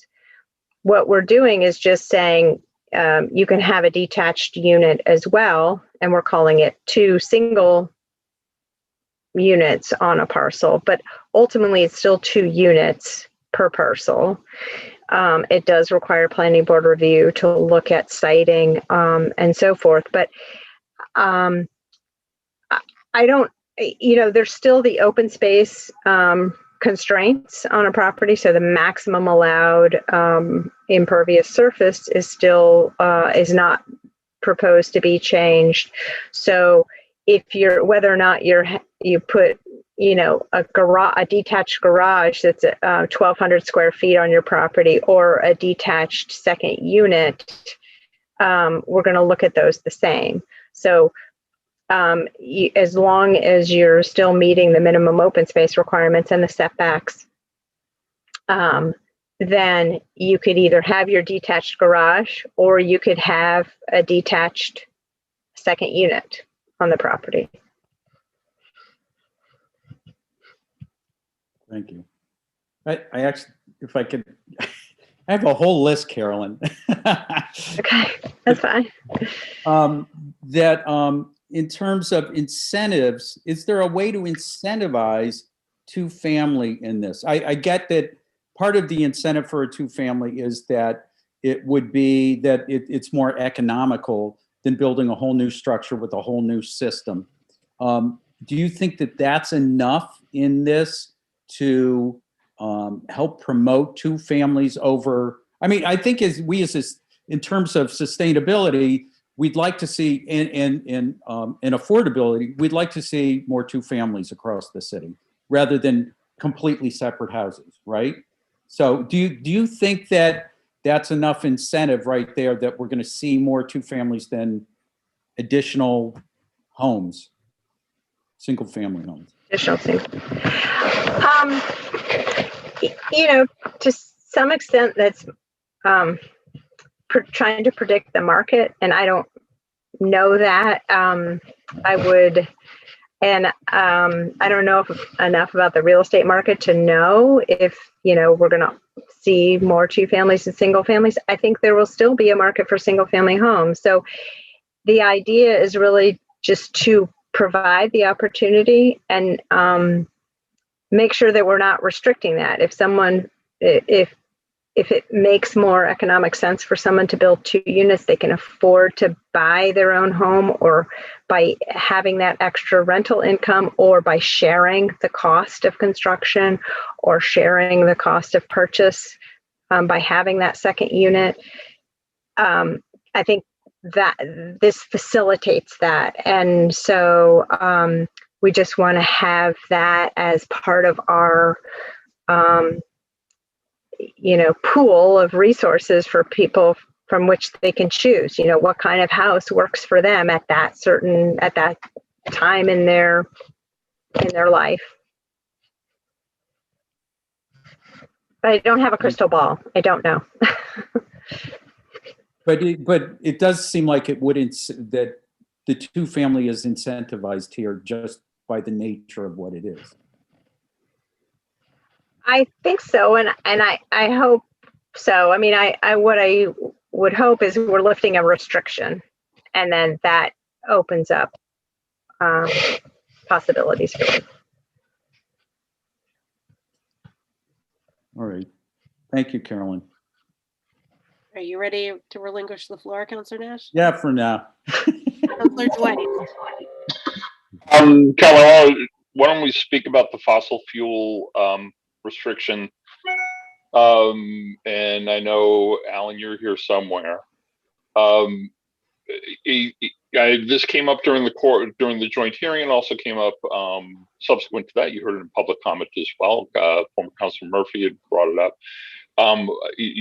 I went and pursued this talk with Aidan Maynard, former chair, maybe still chair of the Energy and Sustainability Committee, and also an energy consultant. I spoke with, I've forgotten Chris's last name, the guy who builds the small accessory units, the one for my sister. Thank you. As well, about the feasibility of creating a house that could be sustained without fossil fuel. They both said that it is eminently doable, particularly when you conform to the stretch code, which they are obliged to do anyway. So, but Alan, can you speak? I know that you reviewed the proposal. I think one of the planning board members expressed concern because of Councilor Murphy referred to it in Brookline. It was rejected out of hand when they tried to embed it in their zoning, and saying that its proper place is in the building codes. Our approach is different, or is it? Thank you, Councilor Dwight, and good evening to all the councilors. The Brookline provision, first of all, was reviewed and rejected by the Attorney General. It was not a court. For those of you who don't know, town bylaws become effective only after they've been reviewed and approved by the Attorney General. City ordinances are not subject to that review, and so the Attorney General's review is not binding on us. The review that the Attorney General did on the Brookline bylaw had to do with a much more far-reaching and elaborate scheme to regulate the use of fossil fuels in the city. It applied to all major commercial structures, and it set up a review board, and it was much more elaborate than what we're doing here. And the Attorney General focused more on the supply and the alternatives than on what we're doing here, which is incentivizing smaller two families. If you want to use fossil fuels, you're going to use it on a smaller two family, but on a larger two family, you're going to have to go to non-fossil fuels. My position on this, and I won't tell the council that it's not a close call. It is a close call, and because anytime you do innovative zoning, it's subject to challenge, and this is innovative zoning. But the Attorney General recognized that sustainability is a proper focus for zoning, but struck down the way Brookline did it. Here, we don't have to allow two families by right at all. That's not something we have to do. And so it's my position, and a position that has never been ruled on by a court, and there are very few decisions on this aspect of zoning. It's my position that that we have the right to determine the terms upon which we will allow two families as of right over 2,000 square feet in size. And that's the focus. There is no state policy on the conditions upon which all cities and towns must allow two-family residences. Not every city or town even allows two-family residences. So we are allowing something that we're not necessarily required to allow, and we're conditioning it on a certain form of energy to heat it. I'm not here to comment on the wisdom of any of this.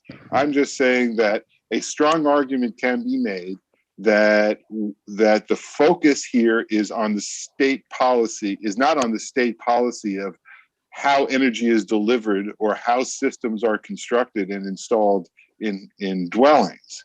The policy here is focused on whether we allow two families in all districts or not. Thank you. And Carolyn, I'm going to ask you a loaded question here. That one, my typical, I know what the answer is, but it seems to me that by making this fossil fuel free alliterative restriction, we also actually incentivize smaller structures in some respects, because that's true. The efficacy of these of mini split air source heat pumps, which are just one example. There are other sources of energy. There are other ways of heating and cooling a home, but they tend to be in the higher price range. More accessible would be air source heat pumps. But if you have a smaller envelope, it's much easier to manage and control and maintain the supporting heating system. Now, you heard Councilor Murphy say that, describe the potential for people freezing to death, or the fact that the potential, because there's no redundancy in it. But by and large, I'm pretty sure, one, we don't require it, and second of all, there are not a lot of other homes who are using fossil fuels have that redundancy either. If their oil system goes out, there's no heat. And so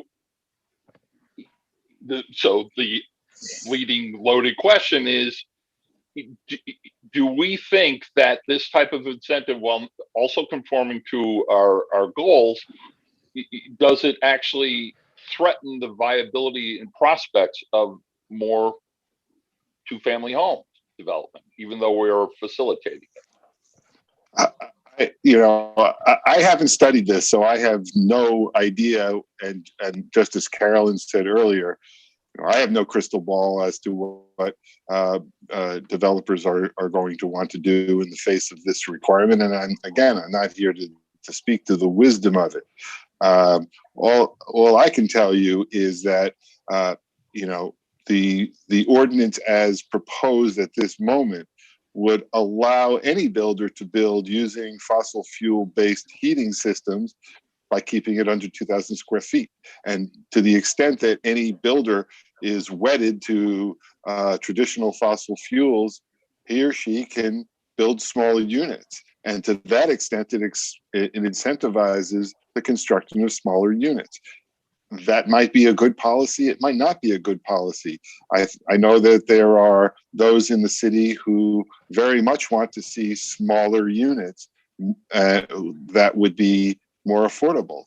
And I think that to the extent that we are allowing fossil fuel generated heat in those units, it perhaps will incentivize. I'm neither a builder nor do I have a crystal ball, so I really don't know the answer to your question, Counselor. Thank you. Well, let me address it to Carolyn then. Carolyn, what are your thoughts on this as far as that goes? Well, a couple things. One is we're already seeing a lot of new construction with these, air source heat pumps. And as you said, when you're building brand new construction to the stretch code, the fact that these structures are much tighter and don't really require as much energy output to heat means that even if you had a backup resistance heat system, it's not going to take a lot to heat that space. And I think that's how some builders now are accommodating a concern about the backup heat, but the building envelope is so tight because of the insulation and the stretch code requirements for that.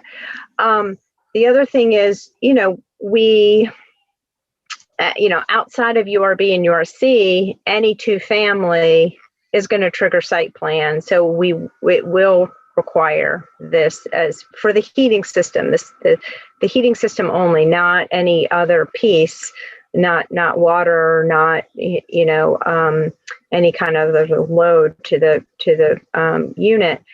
But also new equipment these days all come with computer panels that function the furnace. If you have an oil furnace or a gas furnace, it has some electrical panel that comes with it. So if you're out of power and you have a gas furnace, it doesn't matter. You're not going to be able to turn that gas furnace on because it needs electricity just to, get it going anyway. So I think all of us are going to be, have problems no matter what kind of heat source, unless you have a wood stove or a pellet stove or something. So I think that, and just based on the fact that there are builders now that are just including these systems, I don't think it's going to necessarily restrict the development of new two families. What I'm actually asking is, without expressly saying it in the zoning that we're proposing, it actually is a built-in incentive not to go McMansion, but to go to actually be more restrained in whatever system you develop, because the most practical way to do that is. I see what you're saying. Yeah, thank you. So Well, again, I'll go back to the crystal ball thing that I don't have. But yes, that's a probably a valid theory. And again, sort of just to clarify, if you go smaller and to avoid, I think, which is what Solicitor Sewell was suggesting, in the URB and URC district, if you build less than 2,000 square feet, then you avoid the site plan, and therefore you could put a gas furnace in. But at that point, you're such a small unit anyway, it might not make sense to put in a system like that. So yeah, I think you could there are probably a lot of ways to look at it and to parse it. So it's also worth noting that there's still a standing moratorium for gas development systems, so that even if you wanted to, you couldn't. So there's always propane and oil. That's true. That is true. Thank you. Councilor Jarrett. I could just give a note. I've also done some research, spoke with Aidan Maynard and from folks at Northeast Energy Efficiency Partnerships.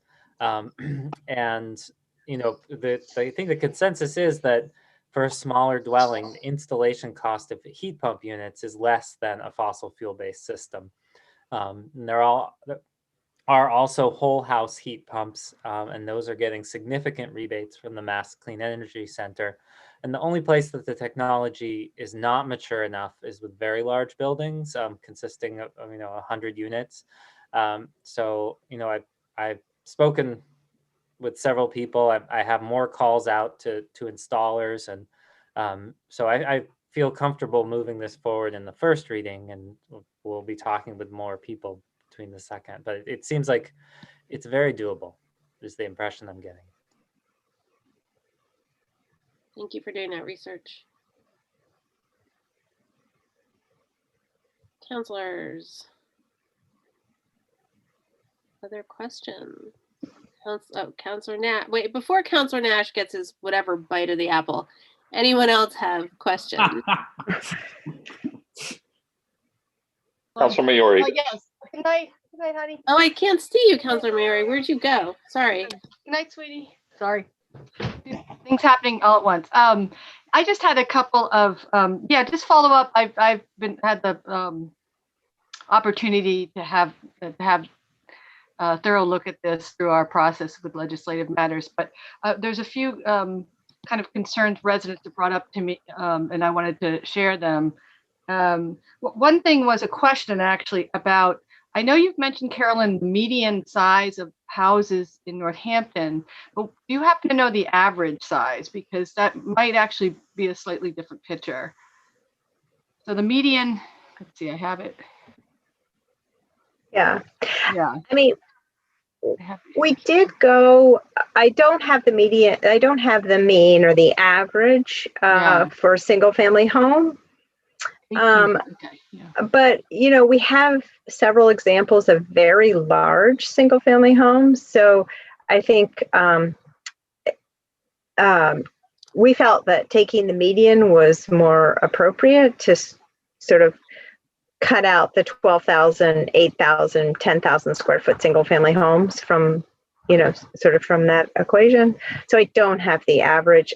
It's certainly something that we could get for you before the second reading, if you felt that was important.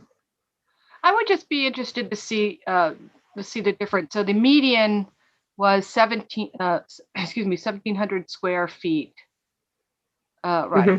And 8 and 12 Warner Street, for example, in Bay State, the one that the residents were upset about are upset about is 1,800. So about 100 square feet difference. I would like to see that. That would be great. Thank you. And another concern was the definition of the lot line, the setback, in 20.165. Just get up my notes here. So, right, I'm sorry, yes. So this is applicable, the lot dimension requirements. They're not applicable to 2 single family dwellings, correct?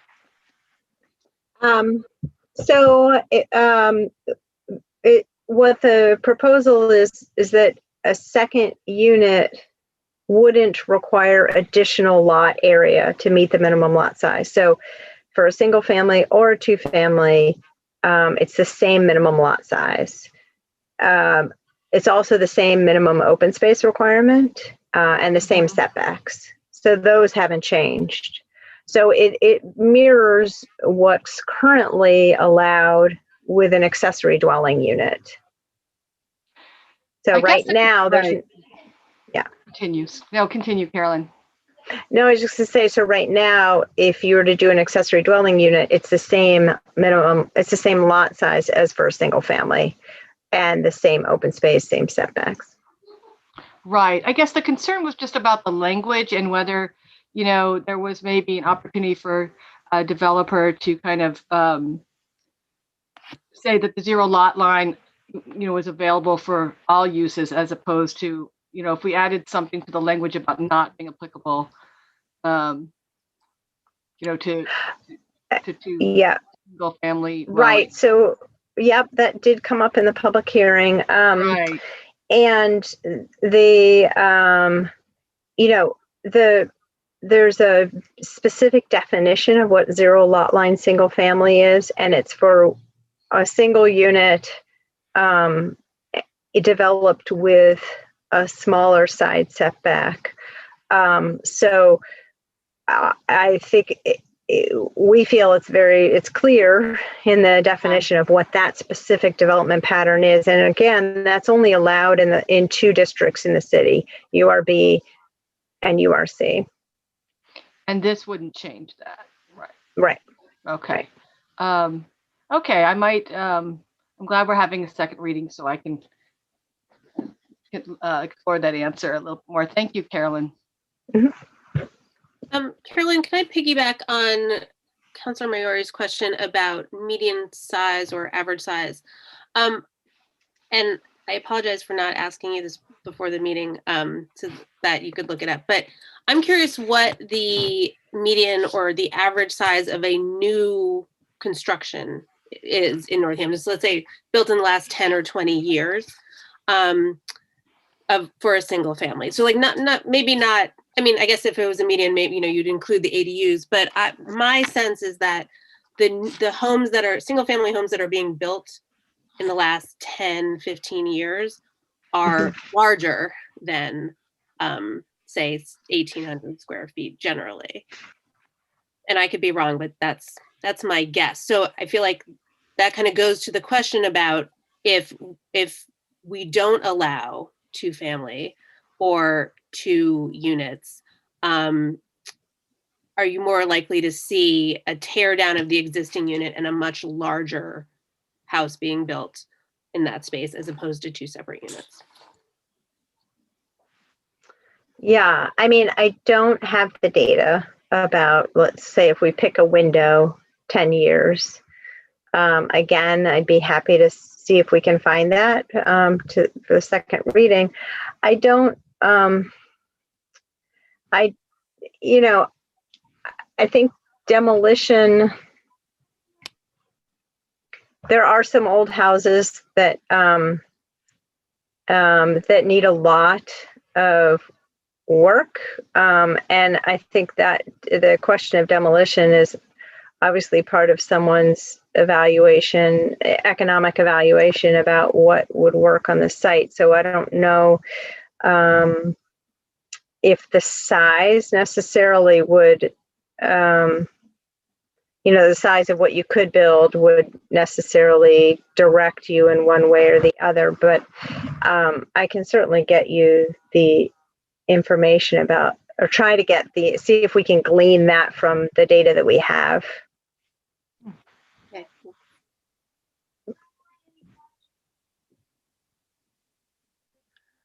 Any other? Oh, I'm going to go to Councilor Nash, then I'll go to Councilor Dwight.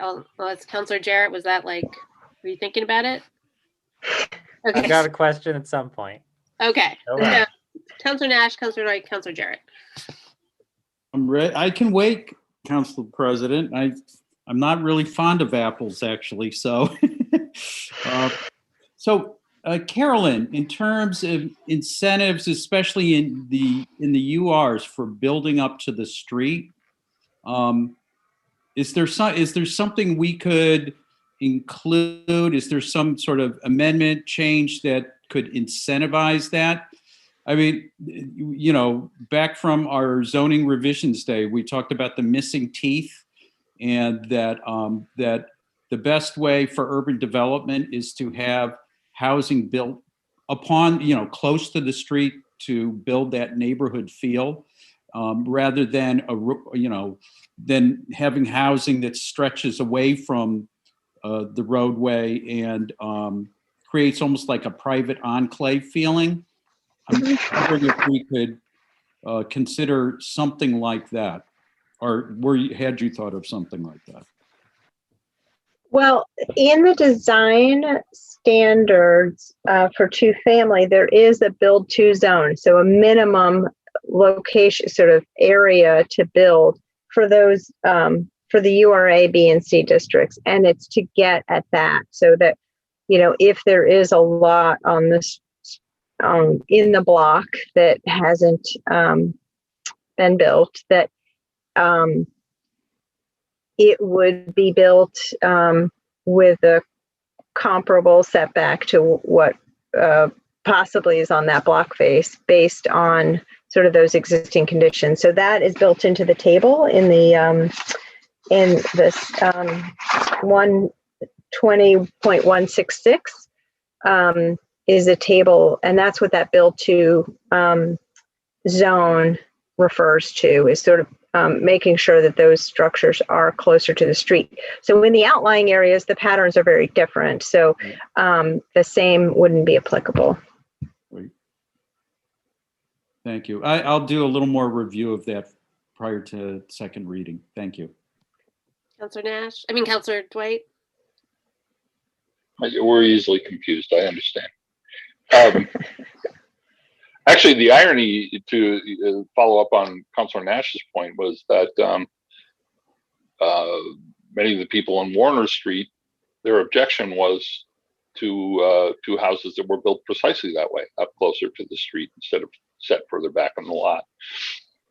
And I'm just going to speak anecdotally, but because that's my only point of reference. But for instance, just 4 doors down from me over here, that we lost a 5-unit apartment that was affordable housing. It was, in fact, actually, many of the residents were all of one family and multiple extended family members living in the units.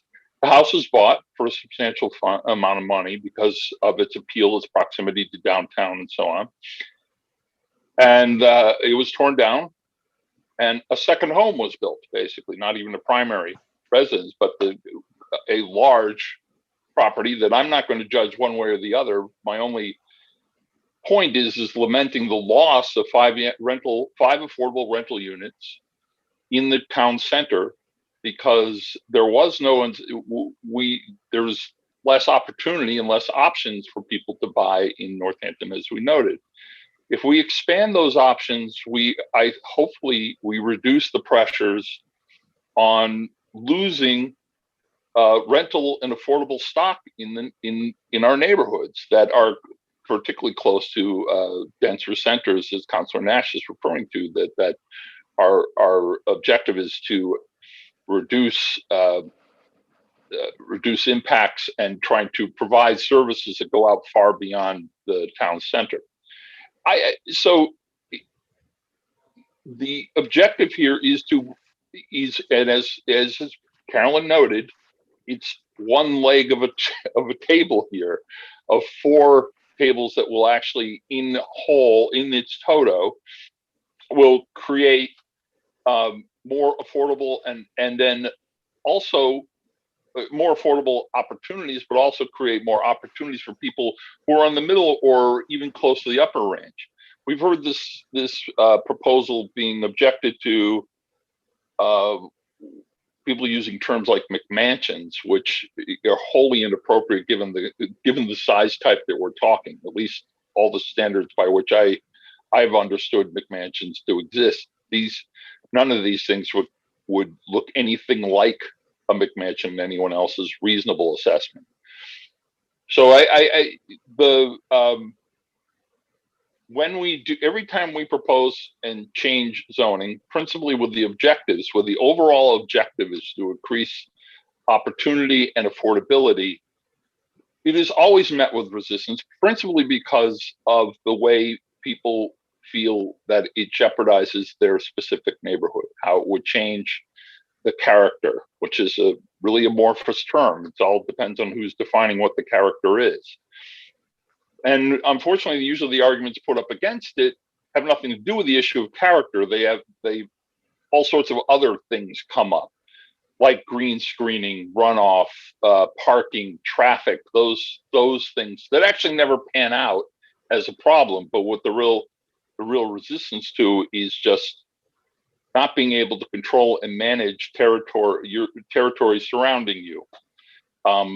And these are always difficult fights. And I have to say that this conversation has not been a fight. It's actually been a very thoughtful, deliberative process and discussion. There have been people opposing on very principled terms, but at the same time, it didn't really apply to the issue at hand, what we're discussing here. So I'm grateful for Carolyn in particular, and Wayne's patience on this, and also all the committee members and all the people who participated. But I'm ready to move on these personally. Councilor Mayari. I'm having very unstable internet, so if I get lost, I'll be back. But yeah, I just wanted to kind of, I guess I wanted to honor the work that residents have put in, especially in Bay State, and their kind of love and concern for their community. And I really thought about all the comments, and I see their passion and their stress and their concern. And I don't think that what they're concerned about can actually be solved by what we're doing here in this package of ordinance, how we look at it and what we do to it. So I just wanted to say I hear them, and I know that Mr. Hansel's on the call, and I'm just hoping, I know there's like 4 to 6 more units potentially being built by Mr. Hansel in that area. And I really wish for some sort of, I'm hoping that everyone, Mr. Hansel and has heard the comments, and the Bay Staters have heard what we're doing here. And I guess I always kind of wish for some sort of mediation or coming together as a community. I know the planning board are representatives from the community, and we're representatives from the community, but I feel like sometimes it really doesn't scratch the itch of issues, and that they're brought here and they're brought to the planning board, and perhaps there's some sort of venue or way, or kind of just zoning 101 kind of outreach we could be doing to make it a little easier. I understand there's going to be growing pains and there's going to be disagreement, but I do wonder if there isn't further things we could do for concerned residents around these changes. That's a bit rhetorical, so I'm not putting that to anyone. I want to tell you what I'm thinking about. Councilor Jarrett, I saw your hand. Thank you, Councilor Maori. I also feel this frustration about kind of the limitations of what we're able to do in zoning.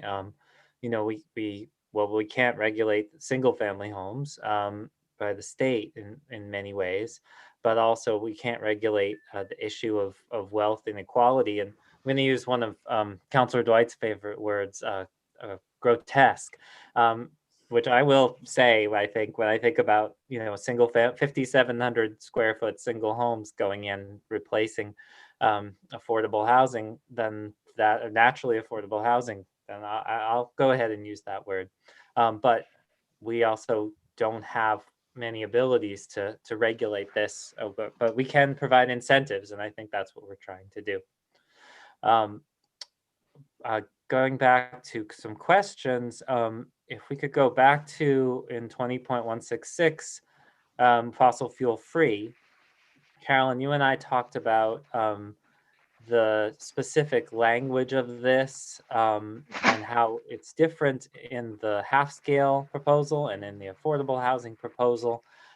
We use words like on site, a half scale and affordable housing proposal. It's much more broad. It applies to heating, cooling, water heating. And in this case, we're restricting it to heating, but I just wanted to also also clarify that heating just means space heating. And does that need to be clear? Does it need to be space heating? Does it need to say on-site fossil fuel free from, because just because you're using electricity does not mean that the what's used to generate that electricity is fossil fuel free. So there's, I think that will increase, the amount of renewables in our grid mix. But so if you could just speak to that. Sure. So I think the way the language is in this package, it is slightly different than the other two that are coming forward, to public hearing on Monday. And in this case, we're saying it's the new heating system. So it's just the actual infrastructure that's going into that space. So that means it's on site. And it is for the space heating. It's not meant for, water or any other, if there's a gas stove or something, like some other kind of element in the house. And the reason for that is some of these will be expansions of a single family home or a division of a single family home. And so there might already be gas to the structure. There might already be a gas furnace that has enough capacity to then be used in that space that's either further divided or potentially added on to an existing home. So I think there are other scenarios that we want to make sure we're accommodating that may be different from brand new construction, for example, in the affordable housing zoning that you're going to see, or brand new construction of units that will mean that everything is coming new to the site, versus in this scenario where there might be minor additions or modifications to an existing structure. So we don't want to create too much of a burden. So that's why it's just for the heating infrastructure that's in that space. And yes, we know that currently there's only a small percentage of the electricity that's coming in from the grid that's renewable. But like you said, over time, that will change.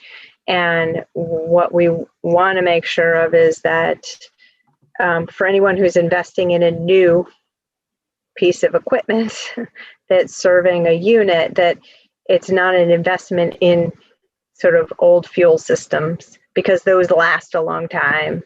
So we think it's important not to put something, that's an oil furnace or right now maybe propane instead of natural gas in now, which has a lifespan that'll go beyond the time at which the grid is, shifting more and more to renewable electric, sorry. Right. And so you don't think the language needs to change at all in that? I think it's very it's clear that. I think it's clear, but if that I've looked at it a number of times. So if it's not clear to any of you all, I don't have a problem with, putting something in that says this is for, space only and does not include water or any other element. That's fine too. I wouldn't say that it's necessary, but again, that's from me looking at it for a really long time. So. If you feel otherwise, it's fine. Yeah, well, we can Point of order. think about it in the next couple of weeks. Point of order is that of course we're also now talking about ordinances that are not currently on the agenda for deliberation, and I want to be careful about that. That's all. Thanks. Oh, okay. Yeah, I was just comparing it to some other ordinances. It seemed relevant because it was about a particular thing, but. So I also one of the questions I've been getting from constituents is, can our electric grid handle the increased load of these electric systems?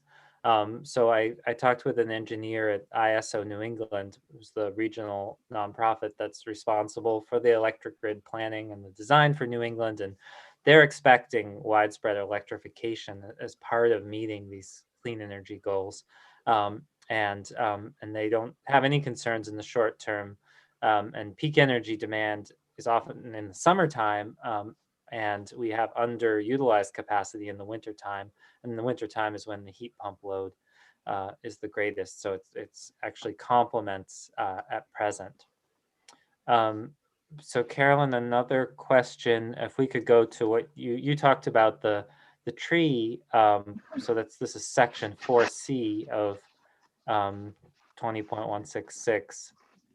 Which is for every tree over 3 inches in caliber removed for construction, a replacement shade tree of at least 1 inch caliber must be planted on the property.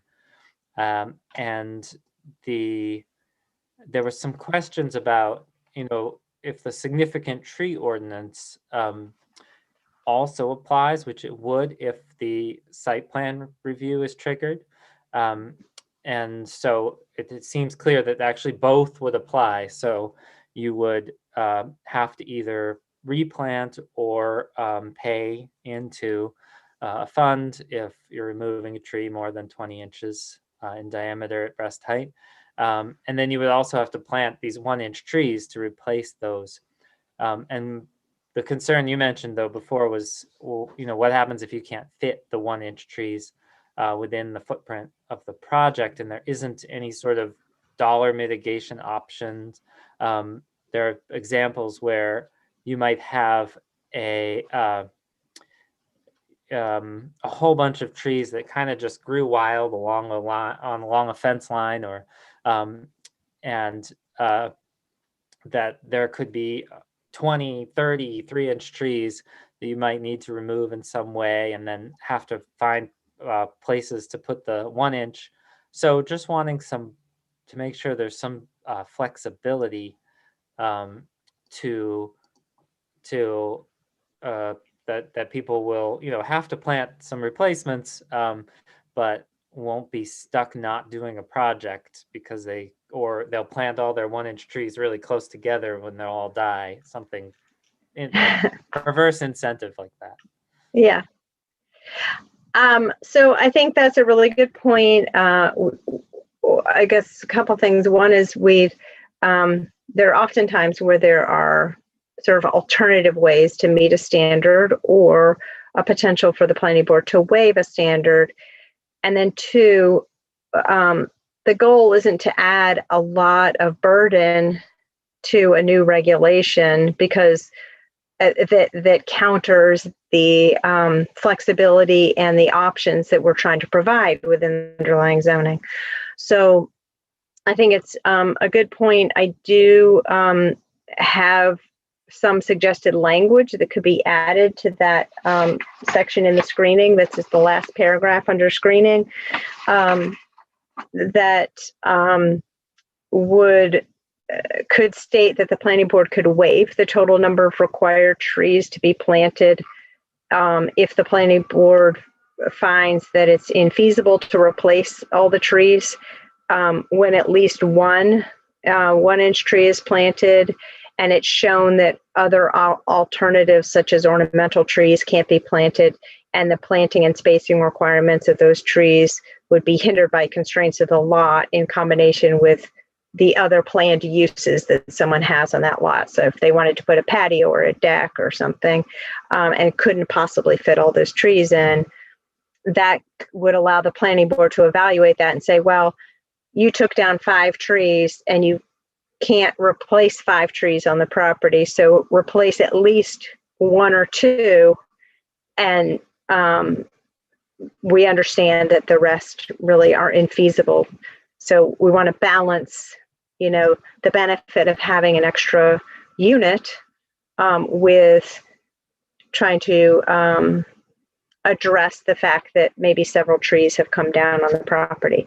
That would be something different. That's not, it's a different calculus than what's required under the tree replacement requirements now that have a particular calculation for the removal of 20 inches or greater trees. So and it really should be a separate calculation because that was adopted under specific parameters about mature, sort of majestic trees that has a whole different set of standards.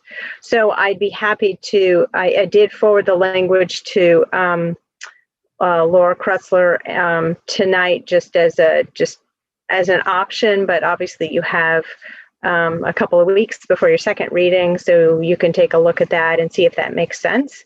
But I agree that having a relief valve for people who really can't have both the new unit and replace trees that they may have taken down makes sense. And finally, about this issue, there's no look back provision like there is with the significant tree ordinance. So conceivably, someone could cut down all the trees that they want and then apply for a permit and not have to do any replanting. And so that's just a concern for me. Yeah. Yes, we do have the look back provision for the mature, sort of more significant trees that have been identified by City Council as 20 inches and greater. I think, again, it's sort of balancing and comparing what we require for people who are just building a single family home. So, or people who aren't doing anything on their property, maybe they just want to clear their whole backyard and put in a swimming pool.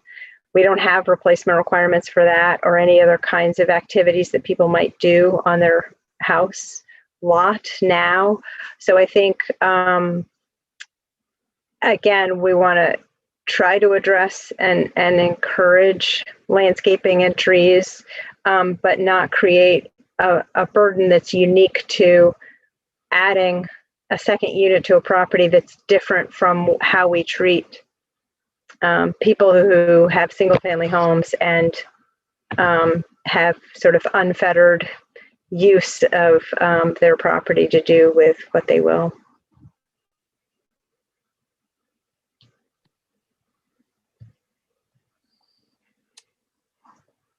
Okay. Counselors.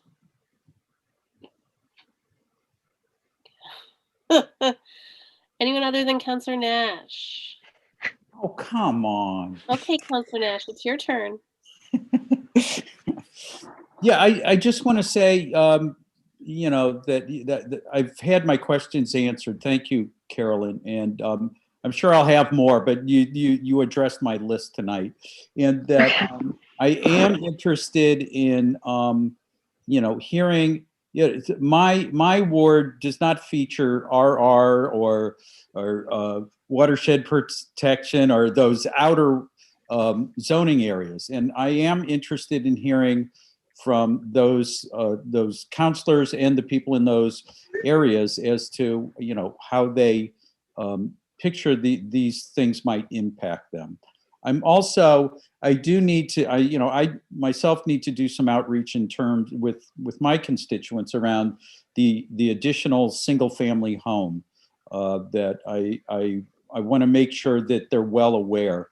As my rule of thumb is I'd rather have people angry at me while I'm standing by their front door rather than at the podium in City Council. So that I want to make sure that people are aware of that before I vote on this measure in 2 weeks. So yes, I heard a number of counselors mentioning we're going to use that the second reading rule wisely here, and this is a great example of how it can be really helpful for us to do our work. And so anyway, Carolyn, thank you for answering those questions. And I'm done taking bites at the apple, Counselor Shara. Oh, but Counselor Jarrett is not. Counselor Jarrett. I just wanted to clarify, Counselor Nash, because you're talking about a second dwelling unit, and in the URB and URC zones, a second detached unit. In those two zones, that's already permitted. So this doesn't change that as far as I'm aware. It's only in those outlying zones that you would be that there would be a new ability to add a second detached unit greater than 900 square feet. Was that correct, Carolyn? Yes, that's correct. Yep. Councilor Nash. Yeah, but currently, within URC and URB, you cannot have a second two-family or second single-family structure that is over 900 square feet of living space, correct? In you can. Two families allowed by right in URB and URC. But the single family, an additional single family structure on a property that currently has one house, putting an It's additional. allowed by site plan. It is currently allowed by site plan. Thank you. Councilor Labarge. You're muted, Councilor Labarge.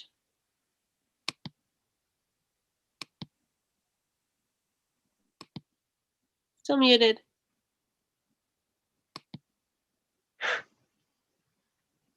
You're muted. There we go. I got it.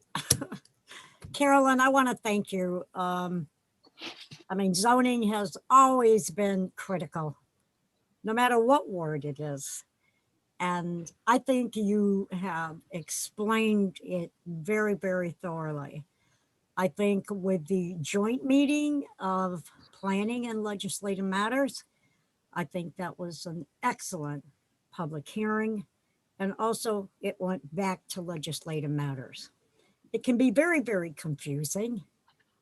And especially new counselors coming in also. It took me a while, but you learn. And I think this ordinance here is an excellent ordinance when you're talking about what we are going to be doing to let people be able to have a home and to live in a price that is a very good price. And they can't get that right now. If you look in my ward, in Ward 6, yes, I have areas of smaller homes. And then I have homes that are just built about a year and a half ago at 2.5 million. And I have one right now on Florence Road at 1.9 million. And this, I'm so happy about this. I have Habitat coming in on Pertsbert Road. I talked with Megan today from Habitat, and we have homes going there. And then we have Emerson Way bringing the affordable housing, which way back we put into a development. And Councilor Dwight, you were involved with us with that one. It was exactly the development that we had at the ice pond. And Doug Cole worked with us. Beautiful development with affordable housing. So that's taken out of that development, but coming now down to Pertsbert Road. So I'm very happy about this ordinance, and I want to thank the Planning Board, Legislative Matters for having the hearings. I think it's a great asset to the wards in the city. Thank you. Thank you, Councilor Labarge. Welcome. Councilor Jarrett. Thank you. Yeah, I'm also really happy about this ordinance, and I think most of the reasons have been talked about. And I did want to talk about one more thing, which was the issue of that Carolyn touched on, was talked about in the hearing, having a limit on the size of second units, and the concern of, will we see a lot of large, expensive homes that are double detached, and not a lot of smaller, more affordable units. And we can look at, like, presently you can build a second unit of any size in the URB and URC zones, and we're not seeing a lot of very large second units. Some two families that have recently been built are 1,320 square feet, around 1,700 square feet. And that's for each one. So I want to keep thinking about it, but I'm just not sure that limiting the size of the second unit would have a desired effect, given that it's not having that effect. Or I mean, there isn't a restriction right now in the more central zones. So something I'd love to hear if any other counselors have thoughts on, and also we can, think about it over the next 2 weeks as well.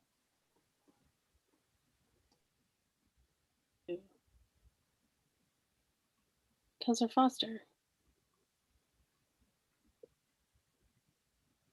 When I was running for council, one of the things that I heard most about was people's concern about the need for additional affordable housing in Northampton. It is something that's very much top of mind for people, and I am glad to see an ordinance promoting or making it easier for multifamily homes to be built or added onto and made to happen. Most of the questions I had were answered through the hearings, so I appreciate that. Councillor Jarrett, to your point, and I'm thinking out loud, which is always hard to do in a public meeting, but to your point about limiting the size of a second unit, I think partly it's the demographic I'm in with many families with children, but families are looking for housing too, and it's hard to come by. And so if we think about, I don't know what cap we would, consider or what the,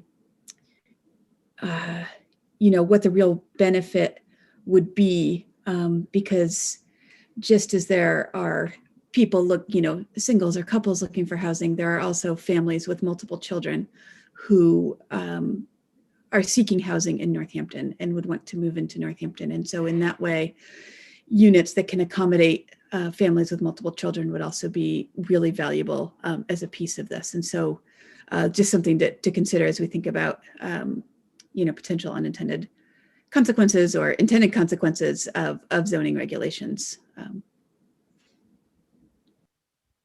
Thank you, Councillor Foster. That's an excellent point. I mean, that is one of the areas that we need housing the most. And it was one of the really beautiful things about the Lumberyard project is that that is family housing and affordable family housing, and that is severely lacking. So I applaud you bringing it up, and I think that is a really important area that we need to try and grow here. And I join you in hoping that this will create some of that.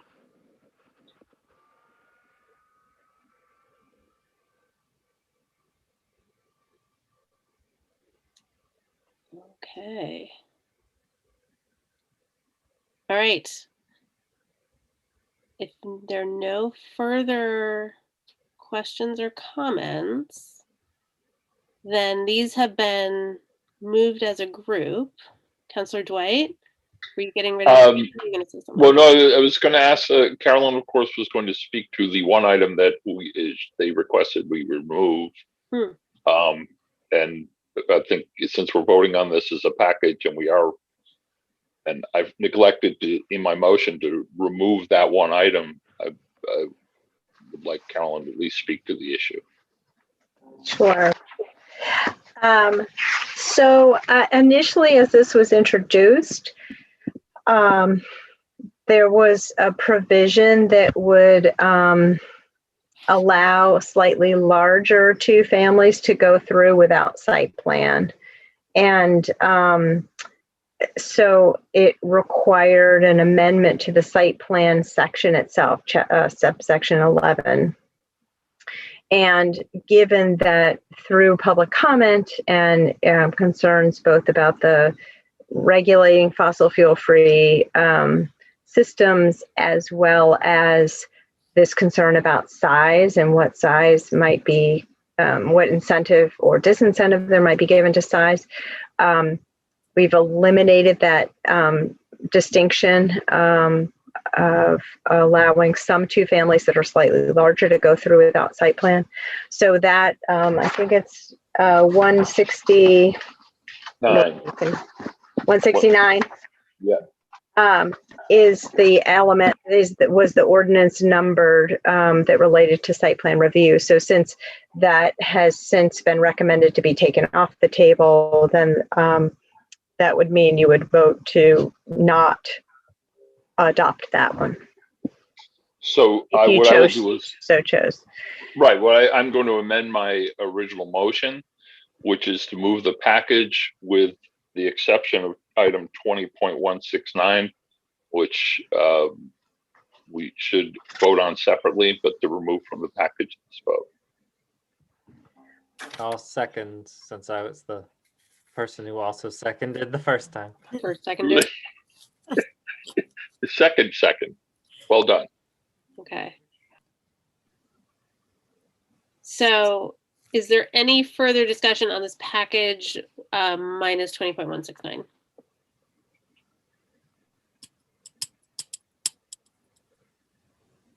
Okay. Councilor Foster. I had to come in under the wire at the very last minute. But I was glad you brought up the lumberyard, and just something that really struck me just in reading news reports about that and about family housing was the sense for many people who moved in of really feeling like Northampton was the community that they wanted to move to, and that they were just so grateful for that housing to be there. And I just was glad you brought it up, and that's been on my mind throughout this process. And hope that these changes may provide more opportunities like that. Thank you. Councilor Dwight. Actually, thank you, by the way, Karen. You were brilliant on the points that you raised. And I just think it's worth noting that the lumberyard project did not go up without pain. There was a lot of people who espoused the very principles that you described, the desire for more expanded affordable housing, particularly for families. But then there was the argument it wasn't right for the neighborhood. It was a detriment to the character of the neighborhood. There were all sorts of resistance points. It was a long, tough slog. So I have found that a lot of people speak in favor of these things in principle, but when in actuality, when the practice starts to be implemented, there is invariably, I think without exception, resistance. And it's not only just affordable housing. So that informs every conversation we have, and I think I just had to name it, that's all. Thank you. Okay, Councilor Labarge. We were so close. Councilor Labarge, then Councilor Nash. Okay. I want to thank Councilor Bill Dwight. He's absolutely correct about the lumber house project. Even on my ward, I had some people who did not want that to be put up. And the reasons that Councilor Dwight was talking about was what some of my residents were talking about. And it was not nice. So I'm proud of it.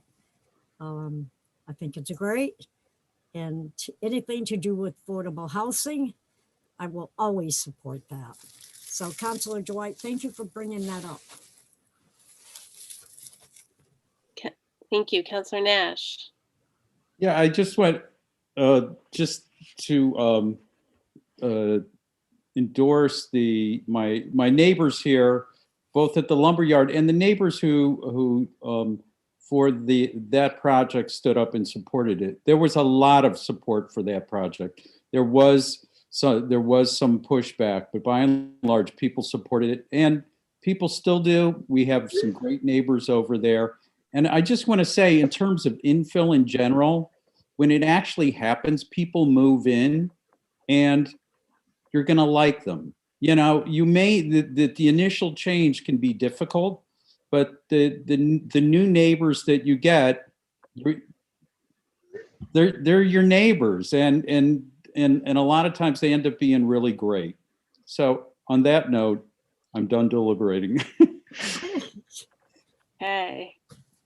Yes, change can be hard, but we are also very privileged to live here, and others should also have the opportunity to live in this community. Seeing no further hands, Laura, roll call please on the package minus 20.169. Counselor Jarrett, Yes. Counselor Labarge, Yes. Counselor Maori, Yes. Counselor Nash, Yes. Counselor Quinlan, Yes. Counselor Shara, Yes. Counselor Thorpe, Yes. Counselor Dwight, Yes. and Counselor Foster. Yes. Okay, that passes in first reading. Counselor Dwight? I'm not sure what the process is on this to basically, we Think could Laura vote knows. it down. We could introduce 20.169 and then vote it down. That would for sure Laura put a has nail an in it. idea. What's your Laura idea, has an Laura? idea and I trust her with. According to the council rules, at the written request of a sponsor, any matter may be withdrawn and no vote is required. And we have received a written request from the sponsor to withdraw 20.169. Brava. Excellent. Then it is done. All right. Next, I said we would go to 16. Since Carolyn's here. So this is 20.182, an ordinance relative to demolition review for historically significant buildings. This That's is Sarah. and Sarah. Hi, Sarah. This is upon the recommendation of Mayor David J. Narkowitz and Planning and Sustainability. An ordinance of the City of Northampton, Massachusetts, providing the Code of Ordinance, City of Northampton, Chapter 165, demolition be amended to remove committee appointment language, which is located in the Administrative Code, and eliminate inconsistencies regarding ordinance applicability. An ordinance of the City of Northampton, Massachusetts, be ordained by the City Council of the City of Northampton. City Council Assembly as followed. Amend the text with the additions, modifications, and deletions shown below. Modify existing ordinance subsection numbering to accommodate amendments. So section 161-6 administration. We are striking A with the adoption of this chapter, section 22-30 of the city's code of ordinance specifying how appointments are made to the Northampton Historical Commission has been amended. The amendment states that as terms of current members expire, the mayor will appoint a representative from the Chamber of Commerce, followed by an architect, followed by a representative from the real estate or construction industry. Section 22-30 adopted April 19th, 1973 for more detail. Going to B, the commission, this language states the commission may adopt such rules and regulations as are necessary to administer the terms of this chapter.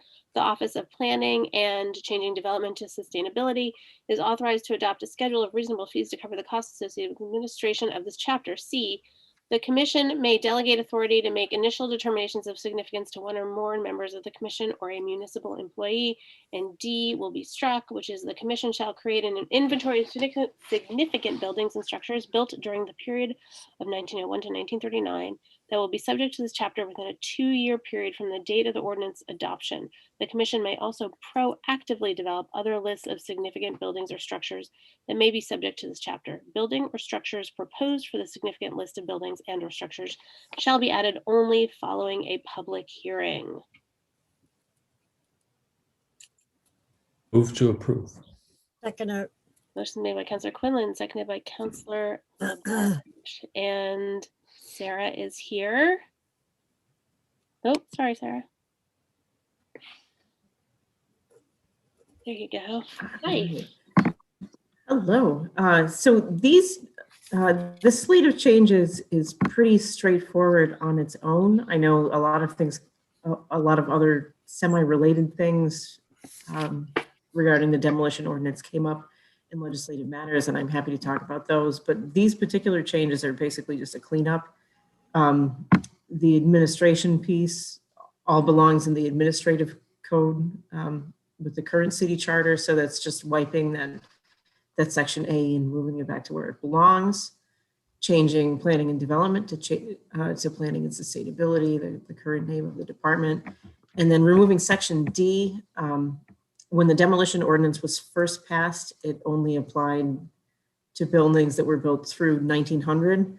Since that date, the City Council and Historical Commission have moved that to 1945. So this last piece is no longer relevant. And that's the quick summary of these changes, pretty straightforward. Excellent, thank you. Any questions?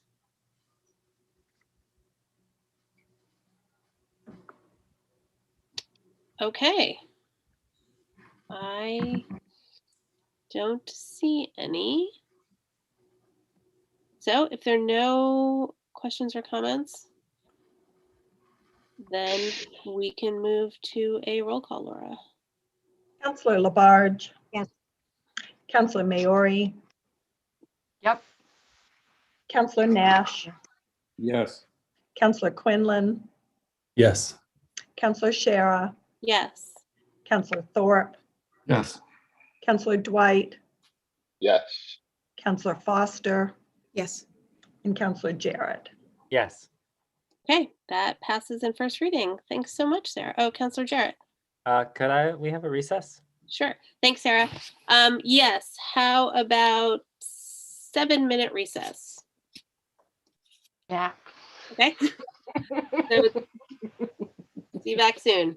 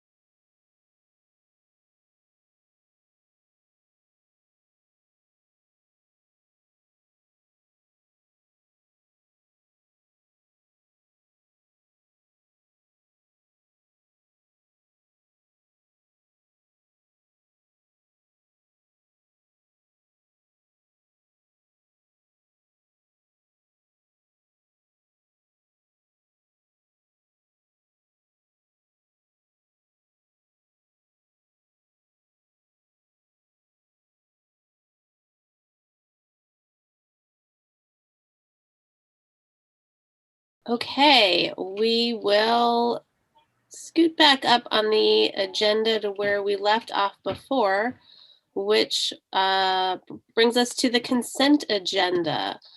I will read the two items and then ask if there are any removals because there's no discussion on the consent agenda. So we have the minutes of February 4th, 2021 and 21.206, appointment of David Whitehill to the planning board for, this is for referral to city services. David Whitehill to a full member at 60 Washington Avenue, term March 2021 to June 2022 to fill the term of resigned full member Alan Verson. Any removals? Move the consent agenda, please. Second. First one made by Councilor Dwight, seconded by Councilor Labarge.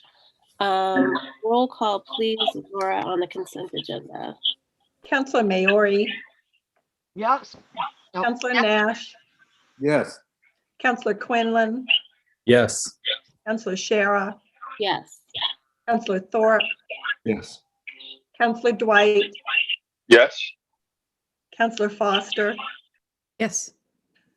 Councilor Jarrett, Yes. and Councilor Labarge. Yes.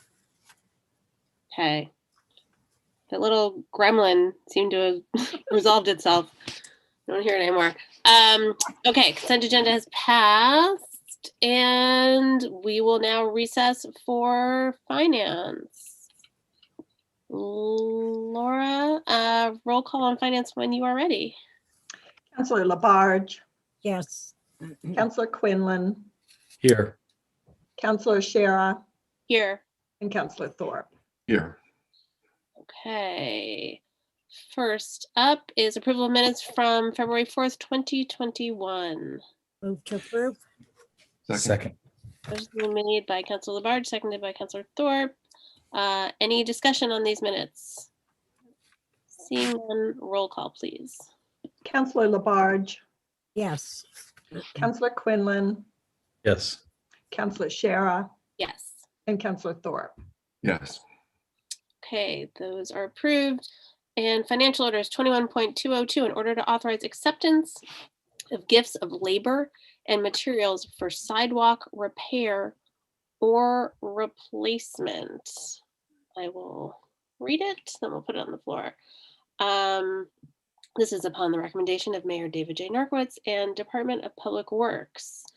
Whereas property owners in the city are responsible for certain maintenance of sidewalks and driveway aprons within the public way, whereas property owners often desire to perform or have performed significant maintenance, repair, or replacement of such sidewalks as part of driveway replacement or otherwise, and whereas heretofore the Massachusetts Department of Labor Standards has opined that such work within the public way performed on behalf of a property owner implicated the requirement to pay prevailing wages, and depending upon the extent of the work and the cost thereof, the requirement to follow other requirements of applicable procurement laws, including solicitation of bids for such work, and whereas the Department of Labor Standards has revised that opinion, and such work may now be performed on behalf of the property owner without regard to such procurement laws, and whereas the materials required to maintain, repair, or replace the sidewalks in the public way constitute a gift to the city of tangible personal property that require acceptance by vote of the city council, and whereas the public interest would be served by allowing the Department of Public Works to accept such gifts without further order of the city council, provided that prior to performance of such work, the proposal is reviewed and approved by the Department of Public Works. Ordered that in accordance with Mass General Law, Chapter 44, Section 53A and a half, City Council hereby authorizes the Department of Public Works to accept any and all gifts from property owners of labor and materials for the maintenance, repair, and replacement of sidewalks within the layout of the public way abutting the property of such property owner, subject to such review and the issuance of such approvals and/or permits as the Department of Public Works may, from time to time, establish by departmental regulation. Move a positive recommendation, please. Second it. It's been made by Councilor Quinlan, seconded by Councilor Labarge, and Mayor Narcoitz is here this evening to talk to us. I think the resolution itself kind of captures the history of this. This has been a longstanding issue where frequently, we have a resident that might be doing, repairs to their driveway or might be doing repairs to their walkway on their own property, and ask if they can make some repairs to the city's sidewalks that are adjacent. And because of that longstanding Department of Labor Services ruling, it has made it not possible to do, at least in accordance with the interpretation of procurement and prevailing wage laws. So as the resolution points out, there was recently a revision to that our chief procurement officer alerted us to. And in thinking about the best vehicle for allowing these kinds of things to happen, it felt like bringing forward this order. And because these tend to be generally smallish projects, that just allowing the DPW to be sort of the gatekeeper for making sure that the work is done properly and done in accordance with all other standards, but basically allowing them to accept these basically gifts of materials and labor. The same would apply if there was a business that wanted to was doing some work on its property and wanted to fix a sidewalk adjacent to it. They would literally have to the contractor would have to be a prevailing wage contractor. Depending on the size of the project, it would have to go out to bid, et cetera. So it just kind of complicated the process. So this ordinance, or this order rather, would allow those types of gifts to happen, and sort of pre-authorizes the DPW to review and accept them. Okay. Any questions, Councillor Quinlan? But I think I just was thinking about this when the mayor said it, but I think didn't we approve something like this on Main Street at was it First Churches or Urban Outfitters? They were going to fix up the sidewalk there. I thought we had approved a similar type of gift, if you will. We definitely authorized them to do work on our both our property, but then their property. But then we authorized them to do work exactly on our right of way. That's true. Okay. And we've done similar things in the past. There was a sidewalk in front of the Hotel Northampton. So basically, this you would have to. Anytime someone wanted to do their driveway over, and if they wanted to fix the sidewalk, we'd have to bring an order, one by one individually. So this just seems like a more efficient way to do it. So yeah, exactly. Seems all up. Thank you. Councillor Dwight? Well, I have to express some discomfort with this. While I appreciate the pressures that are on individual homeowners, and even to the extent businesses like Hotel Northampton or Eric Sewer Properties, the fact is it does run counter to our expressed philosophy and resolution and in orders about how we feel it's appropriate that any work that has any affiliation with the city be done with fair wages, living wages. And so while, and I do know, I've heard from constituents who are particularly annoyed about some of the costs associated with trying to effect repairs that are basically being required. They're also upset with inspection services and fees that are charged them for resurfacing a driveway or doing a curb cut and stuff.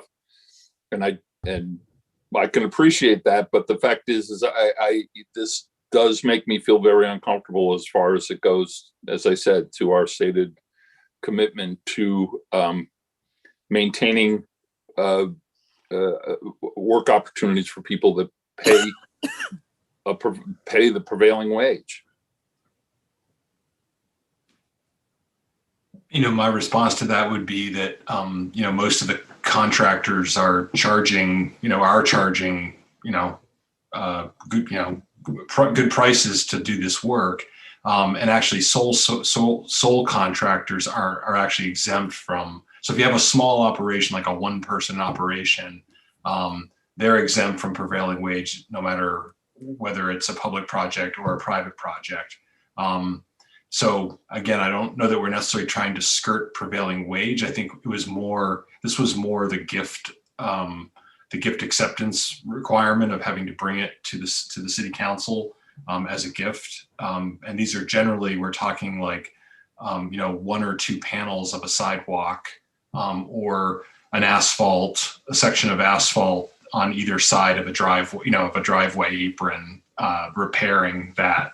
So we're not talking about major projects. So, but yes, I just want to clarify, our goal was not to subvert prevailing wage. It was more about trying to expedite these gifts and the gift process.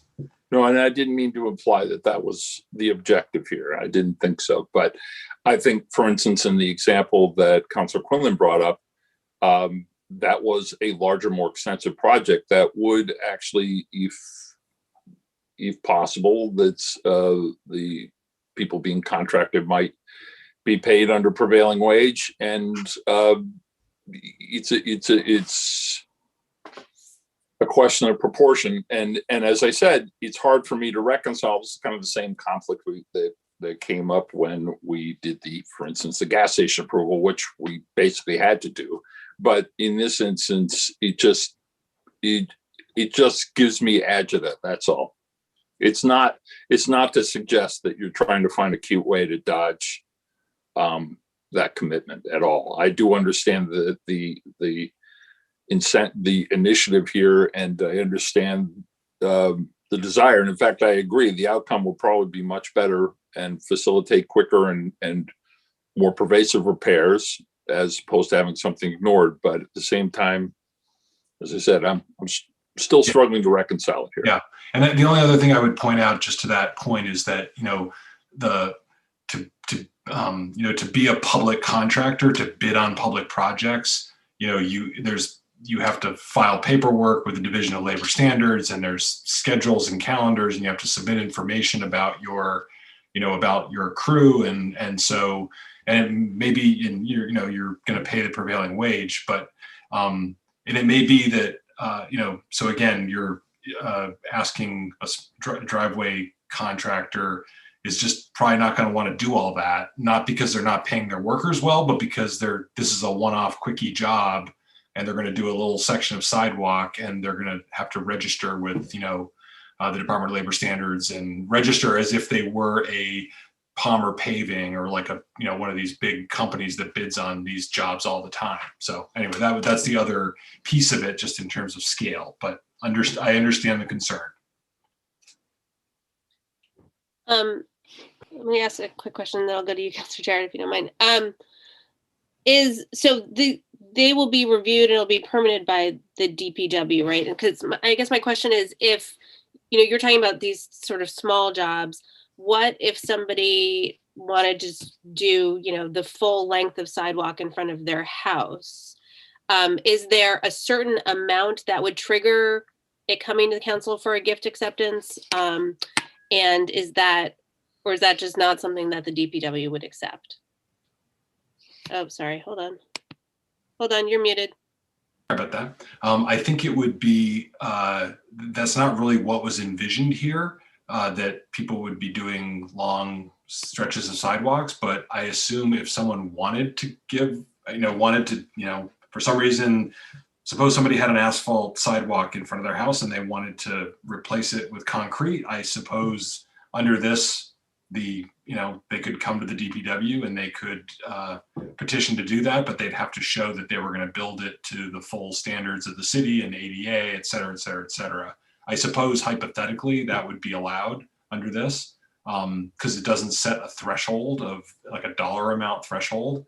But again, that's not typically been a request that we've received. We've had some cases of people paying for speed bumps in front of their house as part of developments, like on Bridge Street, I remember, or Union Street rather. But these are typically requests that are in conjunction with some kind of project that's happening on the private property that somehow overlaps or is adjacent to private to the public way rather. Councilor Jarrett? Thank you. Yeah, I have some similar concerns. I mean, it sounds good. It sounds like it reduces the bureaucracy and saves us time, but it does bring up a question of equity to me.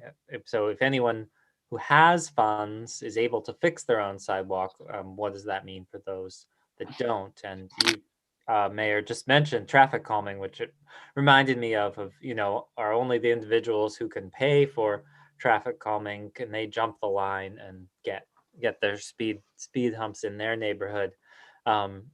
So that's ideally we would kind of have enough funds and would prioritize the sidewalks so that this isn't an issue, but that's not the case, and I don't really have a solution. Just wanted to point that out. And also to clarify, this will be in perpetuity until a future mayor decides to bring forward a different order.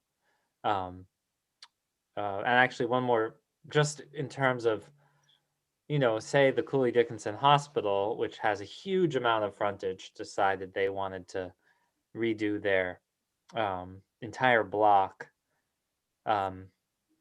Would that, yeah, I guess the Department of Public Works would decide that if this order passes. And again, this would be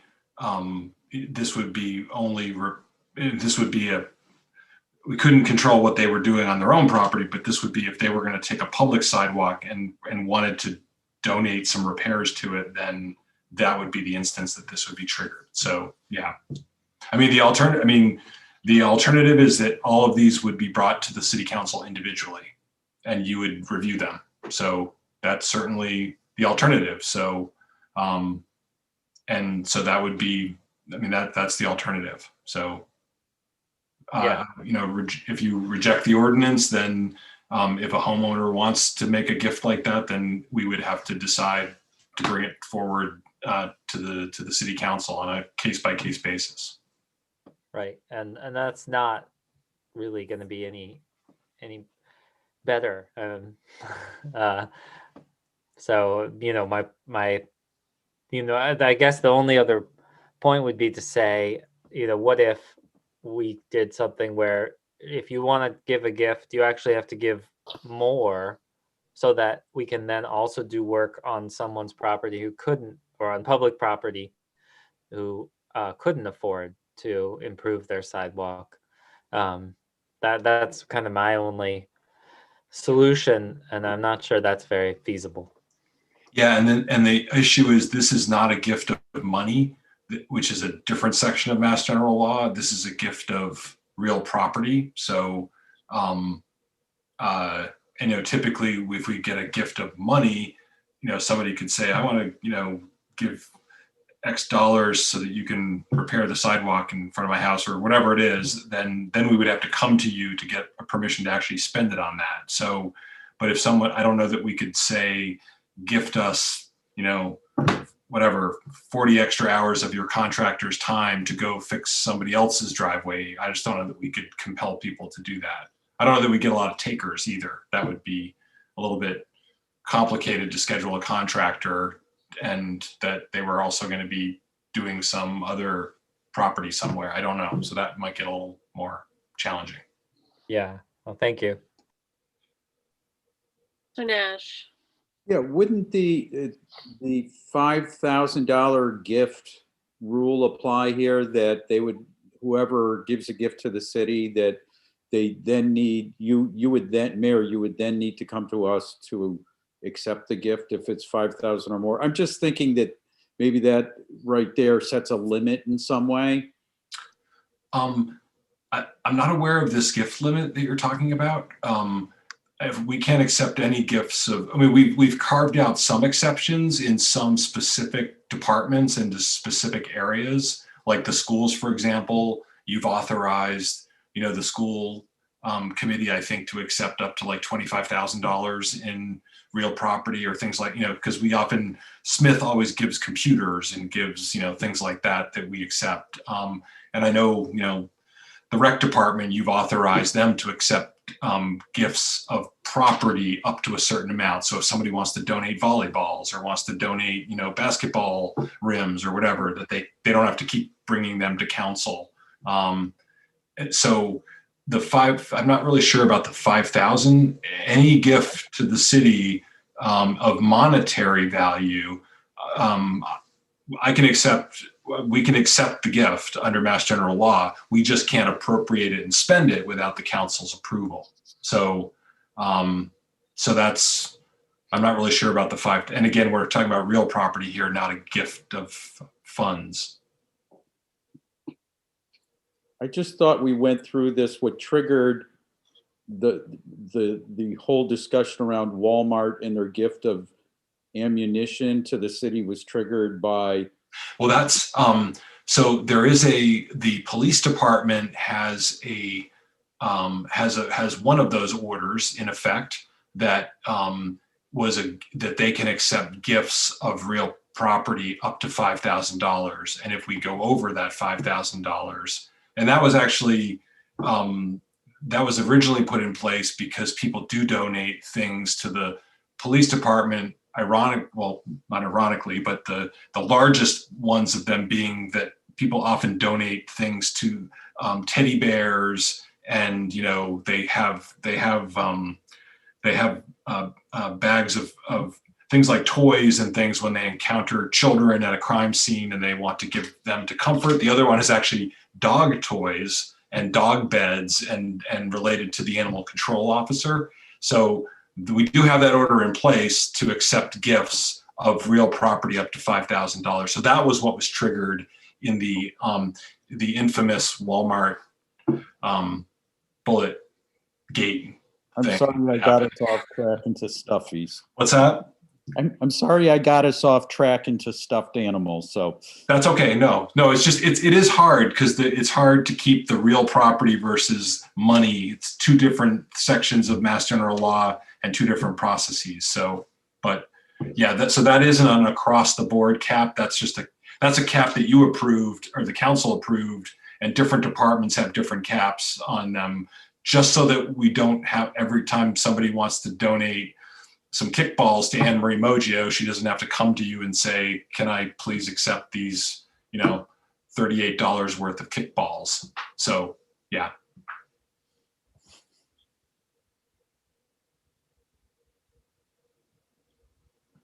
You're muted, Council President. Thank you. Councilor Thorpe, did I see your hand? Yes, so this gift here, technically, it's not a money gift. It's a gift to the city in the form of labor materials is what we're talking about, correct? That is correct. Okay, thank you. Councilor Jarrett, did I see your hand? So it sounds like in this case, there is no limit on the equivalent dollar value, but it sounds like that is a possibility to have, whether it's $20,000 or some amount above which it would then come to the council if we wanted, or if you chose to offer such an order? That's certainly true. And I'm happy to, I think when this was being discussed, it was for these, we were thinking in the context of the types of the requests that we typically get, which are very small and they're very much related to, a driveway or a side or a walkway or something like that. We weren't thinking that somebody would just wake up one morning and say, I want to do a bunch of sidewalks, on my street. So I can certainly ask the solicitor. There's no emergency on this. I can certainly, or if you want to at least advance it to council, and I can work with the solicitor on an amendment that would speak to that, and we could put a dollar cap on it. If there's concern that we might accept, too much largesse in the form of sidewalks, we can certainly do that. We can put a cap on it. Right. I would probably ask the DPW director for like a ballpark on what a typical driveway apron, type project runs, just so we wouldn't set it so low that then we'd end up triggering all these small projects. But we could certainly look into that. Right.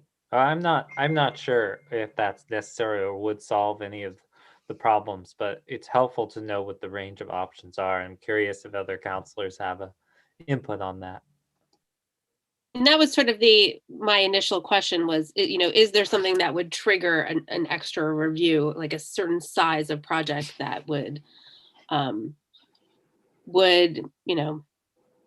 add that extra layer of Would be a dollar value, most likely would be the best, is what we've typically done, since you're accepting something of material value, and we usually get an estimate, or usually when we bring these things forward, we try to get an estimated value of what the street value would be. So that would be easy enough to do.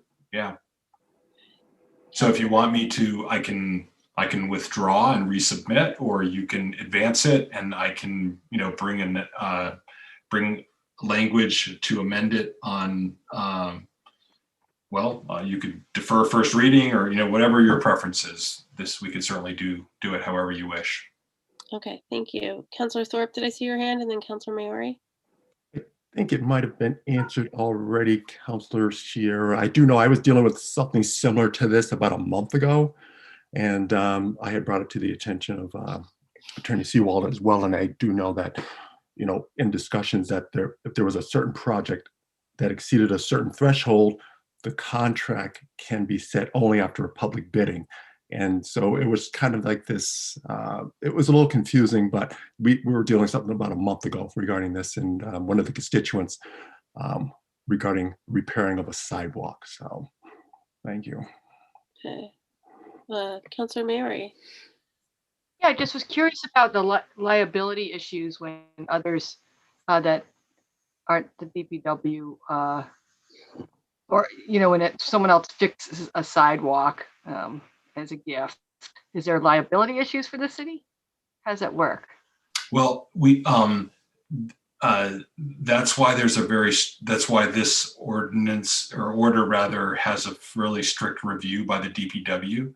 So we would want to supervise, and not supervise, but we would want to really understand what the work is. And understand the materials, and probably take a look at the project. So, it wouldn't, otherwise, you can imagine the possibilities of if everyone was, coming up with their own sidewalk design or material or whatever it would be. Much like when a subdivision gets built, we know, and it's eventually going to become public property. But in this case, they're actually working on public property. So yeah, there would be a very strict review process, and the DPW would sign off on it, much like curb cuts or trench permits. If someone needs to disturb, the right of way for utilities, anything like that. So that would be the safety valve to make sure that it was being built properly and to the proper ADA and proper width and proper material. Yeah. Okay, thank you, Mayor. Councilor Foster.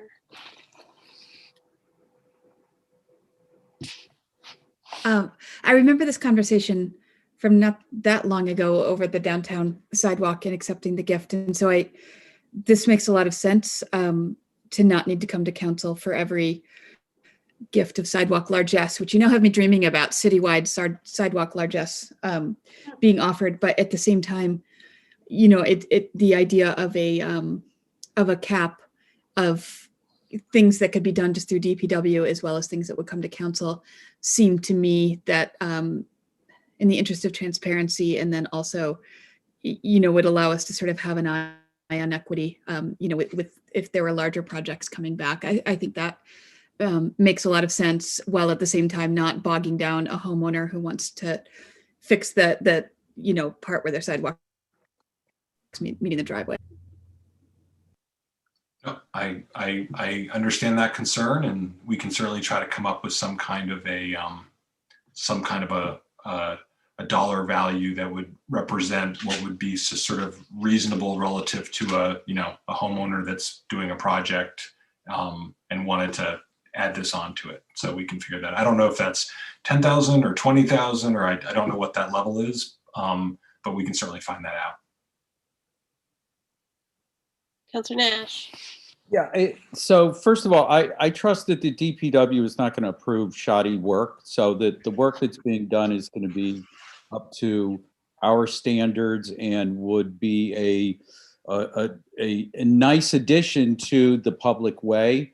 Also, that I think we need to acknowledge that anybody who's wants to put in a sidewalk is also, entertaining shoveling snow to keep it clear, that frankly, I'm kind of like, boy, if somebody wants to take that on, I think we should figure out a way to encourage that. And I don't think people are going to be looking for ways to add sidewalks so that they can shovel. But I think the overall public benefit, if we need, I think that this is a place where we should be able to figure out a way so that this can happen. And that people are not being taken advantage of. We don't want people getting standard wages while they're working on city property. I completely agree with that. I think we're talking about existing sidewalks, not creating new sidewalks. We are, and I also just want to mention that if you look at the operative language of the ordinance, it really specifies that it has to be abutting to that owner's property. Mm-hmm. So it doesn't envision that, Councilor Dwight in his retirement can say, I'd like to fund, brand new sidewalks on whatever, South Street or something like that. It really is very specific to, this is a public sidewalk that abuts your immediate property. So I don't think it envisions, I shouldn't have said largesse. I don't think it envisions something more expansive than that. So that would, and frankly, I'm pretty sure that if a project like that came forward, that I don't know that I think the DPW would probably want some guidance on that if someone was bringing forward a large scale gift like that. So I just want to clarify that piece of the actual order here, that it is very specific to a sidewalk that abuts the property of the owner that wants to make this gift. Councilor Dwight. And actually, aren't they obliged to, if they do damage to the sidewalk or in the process of, for instance, a curb cut for the driveway, that's their obligation to repair? I mean, this is that weird, this weird nebulous area where, we're talking about public property through private property and who's responsible for it and so on and so forth. Sidewalks are always tricky conversations. But it seems to me that if someone's affecting a driveway repair and in the process damages or does in some way make the existing sidewalk worse, they're required to fix that. This isn't an act of altruism. It's not a gift. Don't we mandate that they have to do that? Most definitely, yes. No, if somebody damages the public way, if somebody damages a shade tree, if somebody damages City Field, then we have a mechanism for that. So, but again, I would just say that this not the scenario that this is envisioning.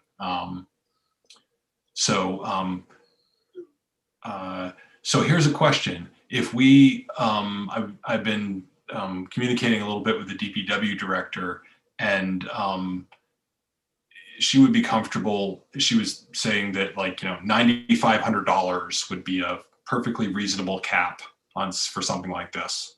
So so it would be easy. I don't have the ordinance. I just have to pull up the ordinance within the layout of the public way. So you would just have to any and all gifts from property owners of labor and materials valued, up to $9,500. You just would have to insert that in there in the ordered that clause. And then that would basically say that the DPW could only accept these gifts if they were, valued, less than $9,500. Anything over $9,500, you'd have to bring it to the, they'd have to go through the normal gift process.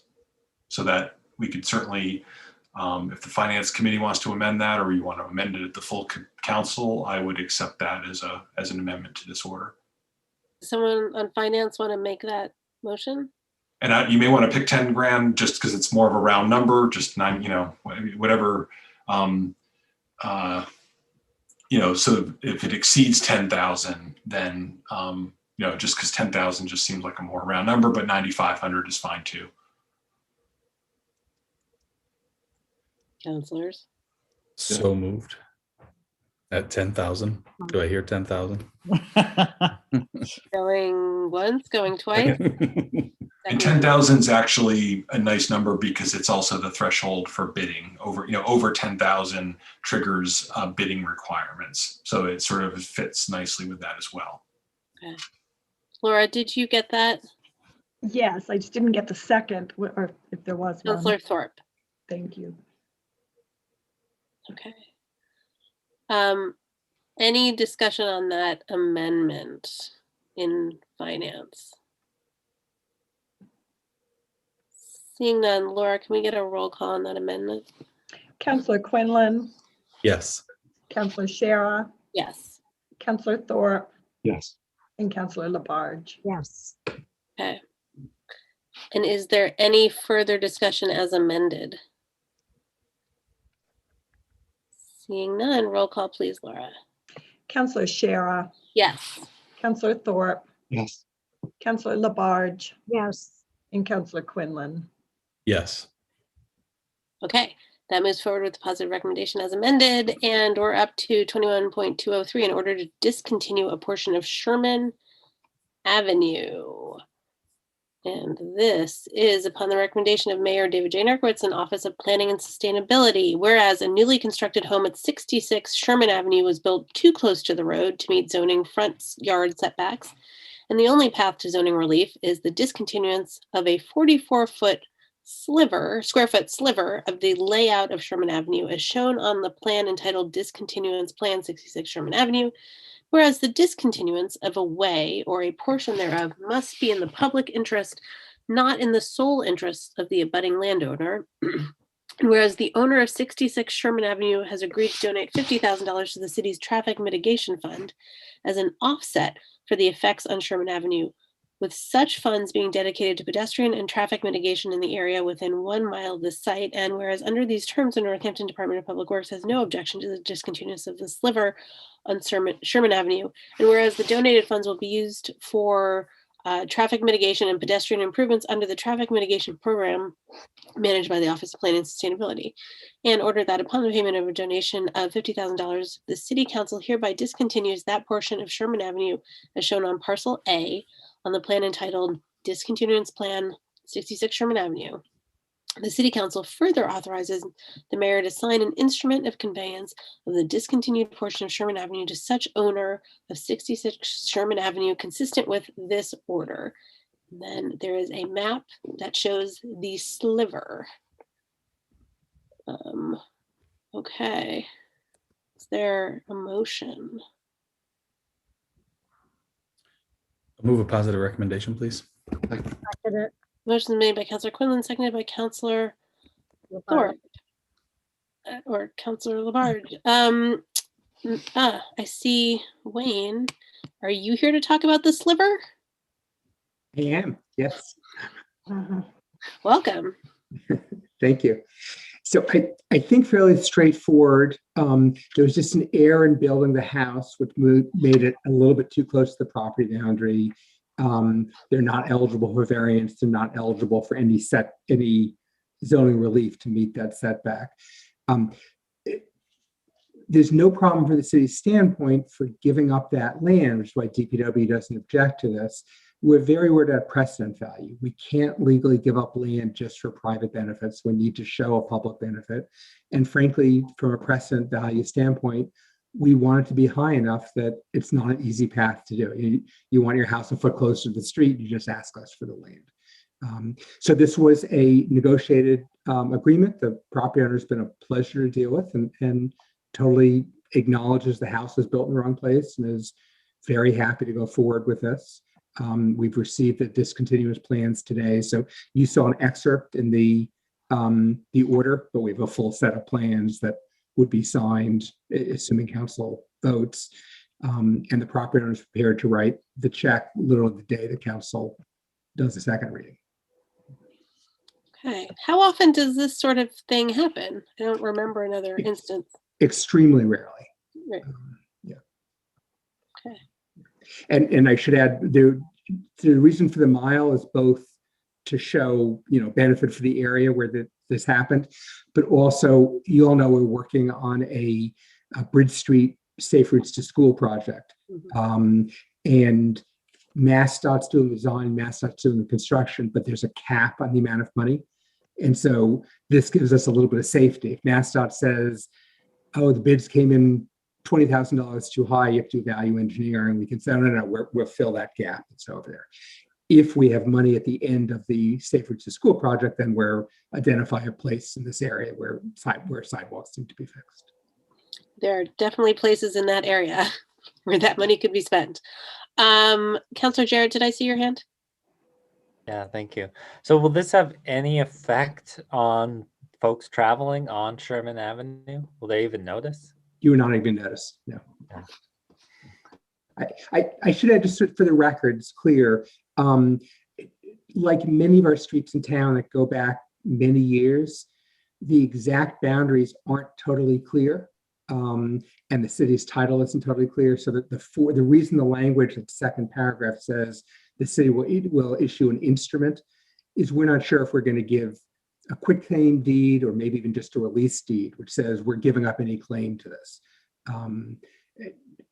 The property owner is aware of this. Their attorney is aware of it. They're not worried at all. But we're not representing we own this. They just know that they don't own it. Councilor Nash. Yes, thank you. Wayne, I want to thank you for keeping me in the loop on this, as this is in my ward, and I really appreciate the creative thinking and tying it in with the Safe Routes to School, and the nice job. Thank you. Thank you. Any other comments? Councilor Quinlan. Well, I just would ask, Councilor Shara, you asked before, like, how often does this happen? But I'm kind of curious, like, how does this happen? Is this a construction error? Is it a surveying error? How does something like this happen where, we have pretty clear rules in place and they were clearly not followed in this case? Yeah, I mean, it's a property owner's, we don't survey property. We joke because the building inspector is technically called the fence viewer, but we don't really do fences very often anymore. So it's a property owner's responsibility to do a survey and make sure that they are where they say they are on the property. And they're literally off by 1.2 feet. So it's, either they didn't survey it or they didn't survey it carefully. I don't know the answer, but yeah, fortunately it doesn't happen. And usually, like, we actually do have exceptions for setback requirements, the overhang for your roof up to a certain distance, the front porch. So they were just unlucky, frankly, they didn't have a front porch, that, the house itself was a little bit too close. So, either survey error or lack of a survey in the process. And that's frankly one reason this was so easy to get to settlement, is that they totally owned it. They did not try to get out of it in any way, shape, or form. They made a mistake and they wanted to work with us to fix it. Thank you. Councilor Dwight, did I see your hand before? No? Okay. All right. Any further comments? Seeing none. Roll call, please, Laura, on a positive recommendation. Councilor Thorpe, Yes. Councilor Labarge. Yes. Councilor Quinlan, Yes. and Councilor Shara. Yes. Okay, that moves forward with positive recommendation, and we are on to 21.204 in order to release a parking easement on Glendale Road. This is upon the recommendation of Mayor David J. Narkowitz and Office of Planning and Sustainability, whereas on March 1st, 2001, City Council authorized the city to take by eminent domain land off Glendale and West Hampton roads for a landfill buffer, open space and recreation, and housing and affordable housing, and authorized the mayor to sell those housing building lots, including quote lot 6 and quote lot 7. And whereas as part of this transaction, the deed for this conservation area recorded on June 23rd, 2003 at the Hampshire Registry of Deeds books 7271, page 216, provides for a parking easement described as follows. quote, "The Conservation Commission shall be allowed to build without limitations a 3-car parking lot, provided such parking lot does not block reasonable access to lot 6, unquote. And whereas the city has a buyer for lot 6 and lot 7, previous lots from this limited development were donated to Habitat for Humanity and sold to a private party who has proposed a driveway location consistent with future placement for a 3-car parking lot within the parking easement.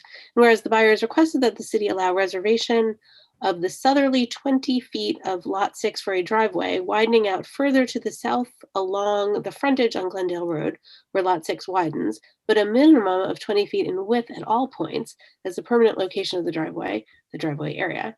And whereas with the driveway area reserved for the driveway to the house to be constructed on lot 6, the city will maintain enough land for a 3-car parking lot while ensuring that the city parking does not block said driveway area. Ordered that, City Council hereby releases the retained non-Article 97 interest of the city in the above described driveway area for the placement of a driveway to lot 6, which shall be the permanent location of such driveway. The right to place a 3-car parking lot is provided in the deed recorded in the Hampshire Registry of Deeds, Book 7271, page 216, shall hereby be limited to areas outside the driveway area as released hereby. There's a tiny little map. Move a positive recommendation, please. Second. Motion was made by Councilor Quinlan, seconded by Councilor Thorpe. Wayne, do you want to take it? So quick history to make that long order that makes sense. So I guess I date myself because I was involved with this project 20 years ago. But so 20 years ago, we did what we call a limited conservation development, where we purchased about 21 acres of land. We permanently preserved 16 acres of it, most of it for conservation area, some of it for a buffer for the then planned landfill, and a very small piece for the recreation department. We gave 1 lot to Habitat for Humanity, who ended up developing 6 affordable units on it. And we sold 1 lot for a market rate lot. We had always planned to eventually sell the land on Glendale Road. We couldn't sell it originally because we weren't sure if we're going to do a landfill. And if we did a landfill, a house there would have not fit with the landfill. Once the landfill project died, it was sort of in our queue to deal with at some point. The market was right. This was a market rate lot. So we've already did the affordable part of this. And so we put it on the market. We signed to sell it to a buyer for $84,300, which is almost exactly what the assessed value is. And the buyer, excuse me, the buyer did a title search, and we realized we have this easement here we hadn't dealt with. So the buyer in theory could buy the property even with the easement. What the easement says is our parking can't interfere with his driveway and his driveway can't interfere with our parking. It just made the buyer understandably nervous that what if we wanted the parking set in a different place? So all this is doing, it still reserves the same number of parking spaces we could do someday. It just says we're going to get the northerly part of the frontage, he's going to get the southerly part, and then we never have any disagreements. We would like to have 2 readings because frankly, we had forgotten about the easement. And we have a closing tentatively scheduled for next week. So if council is willing, that's our preference. Okay. Councilor Labarge. Yes. How many years has it been, Wayne, since we purchased that property? I think we got the authorities almost 20 years ago. How many years ago? I think it was 18 years ago, 20 years ago. Thank you. Yeah. And there's a little history there, because one of the realtors in Northampton owned the property further back where the Kingsley lives straight down up until you come to Swazlowski's property. And the realtor wanted to put in this massive, I think it was going to be like a nursing home, Wayne, or something like that. Do you remember that? So there was a large housing development planned originally. If there was a nursing home that predates me, that part I don't know. Yeah, because there was a massive building that was going to go through there. So we worked tirelessly to not let that happen. None of us wanted to go ahead and have such a massive development place in that area and around the back. So we were very happy that we were able to purchase the property and have some conservation land and keep our deer and our animals and wildlife safe. So these two lots, I know exactly where they are. The property, the lots, Wayne, what is the size of the lots? I don't have the survey in front of me. It's about an acre of land, but I'm not exactly sure. Okay, and they're going for what, 150,000? How much is each lot going for? We're selling it for 84,300. 84 each? There's only one lot left, so that lot would be 84,000. Right. The other lot we sold 20 years ago. Okay. I don't have a problem about the movement with the driveways. We're gonna have our own driveway for the recreation part of it and so forth, and I'm happy with that.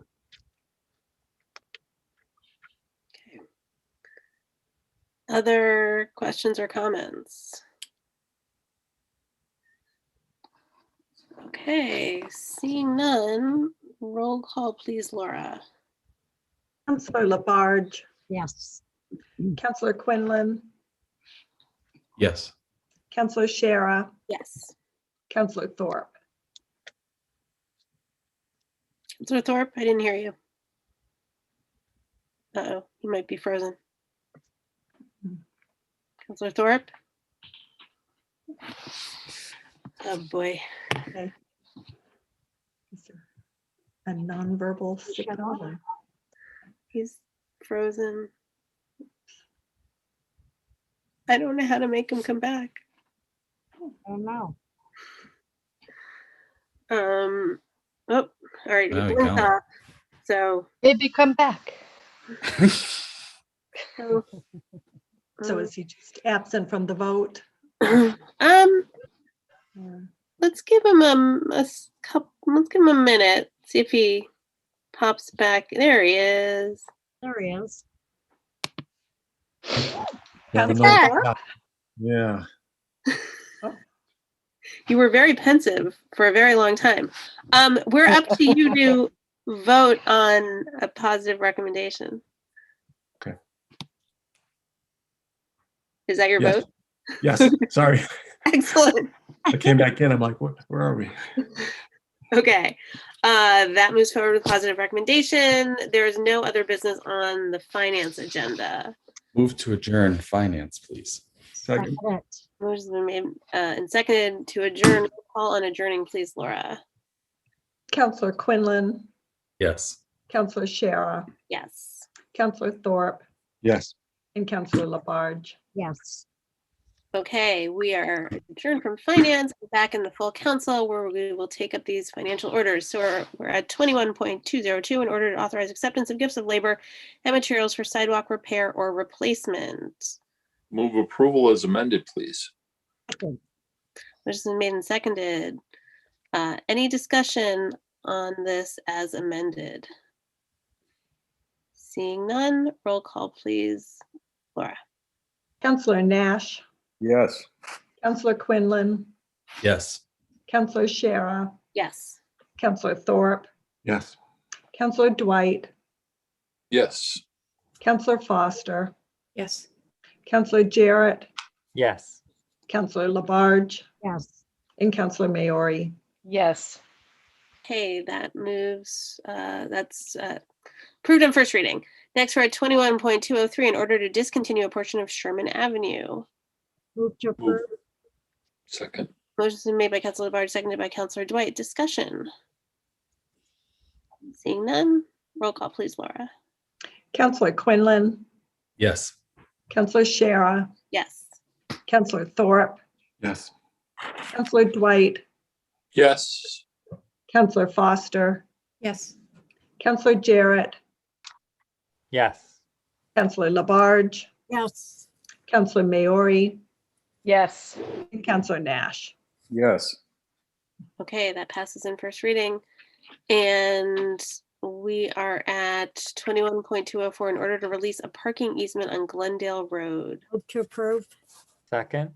Motion is made by Councilor Labarge, seconded by Councilor Jarrett. Any discussion? Seeing none, roll call please, Laura. Counselor Shara, Yes. Counselor Thorpe, Yes. Counselor Dwight, Yes. Counselor Foster, Yes. Counselor Jarrett, Yes. Counselor Labarge, Yes. Counselor Maori, Yes. Counselor Nash, Yes. and Counselor Quinlan. Suspend Yes. rule. Second. Motion is made by Councilor Labarge, seconded by Councilor Foster to suspend rules. Any discussion on suspension of rules? Roll call please on suspending rules. Counselor Thorpe, Yes. Counselor Dwight, Sure. Yes. Counselor Foster, Yes. Counselor Jarrett, Yes. Counselor Labarge, Yes. Counselor Maori, Yes. Counselor Nash, Yes. Counselor Quinlan, Yes. and Counselor Shara. Yes. Rules are suspended. Move second reading, please. Motion is made by Second. Councilor, seconded by Councilor Labarge on second reading. Any discussion on second reading?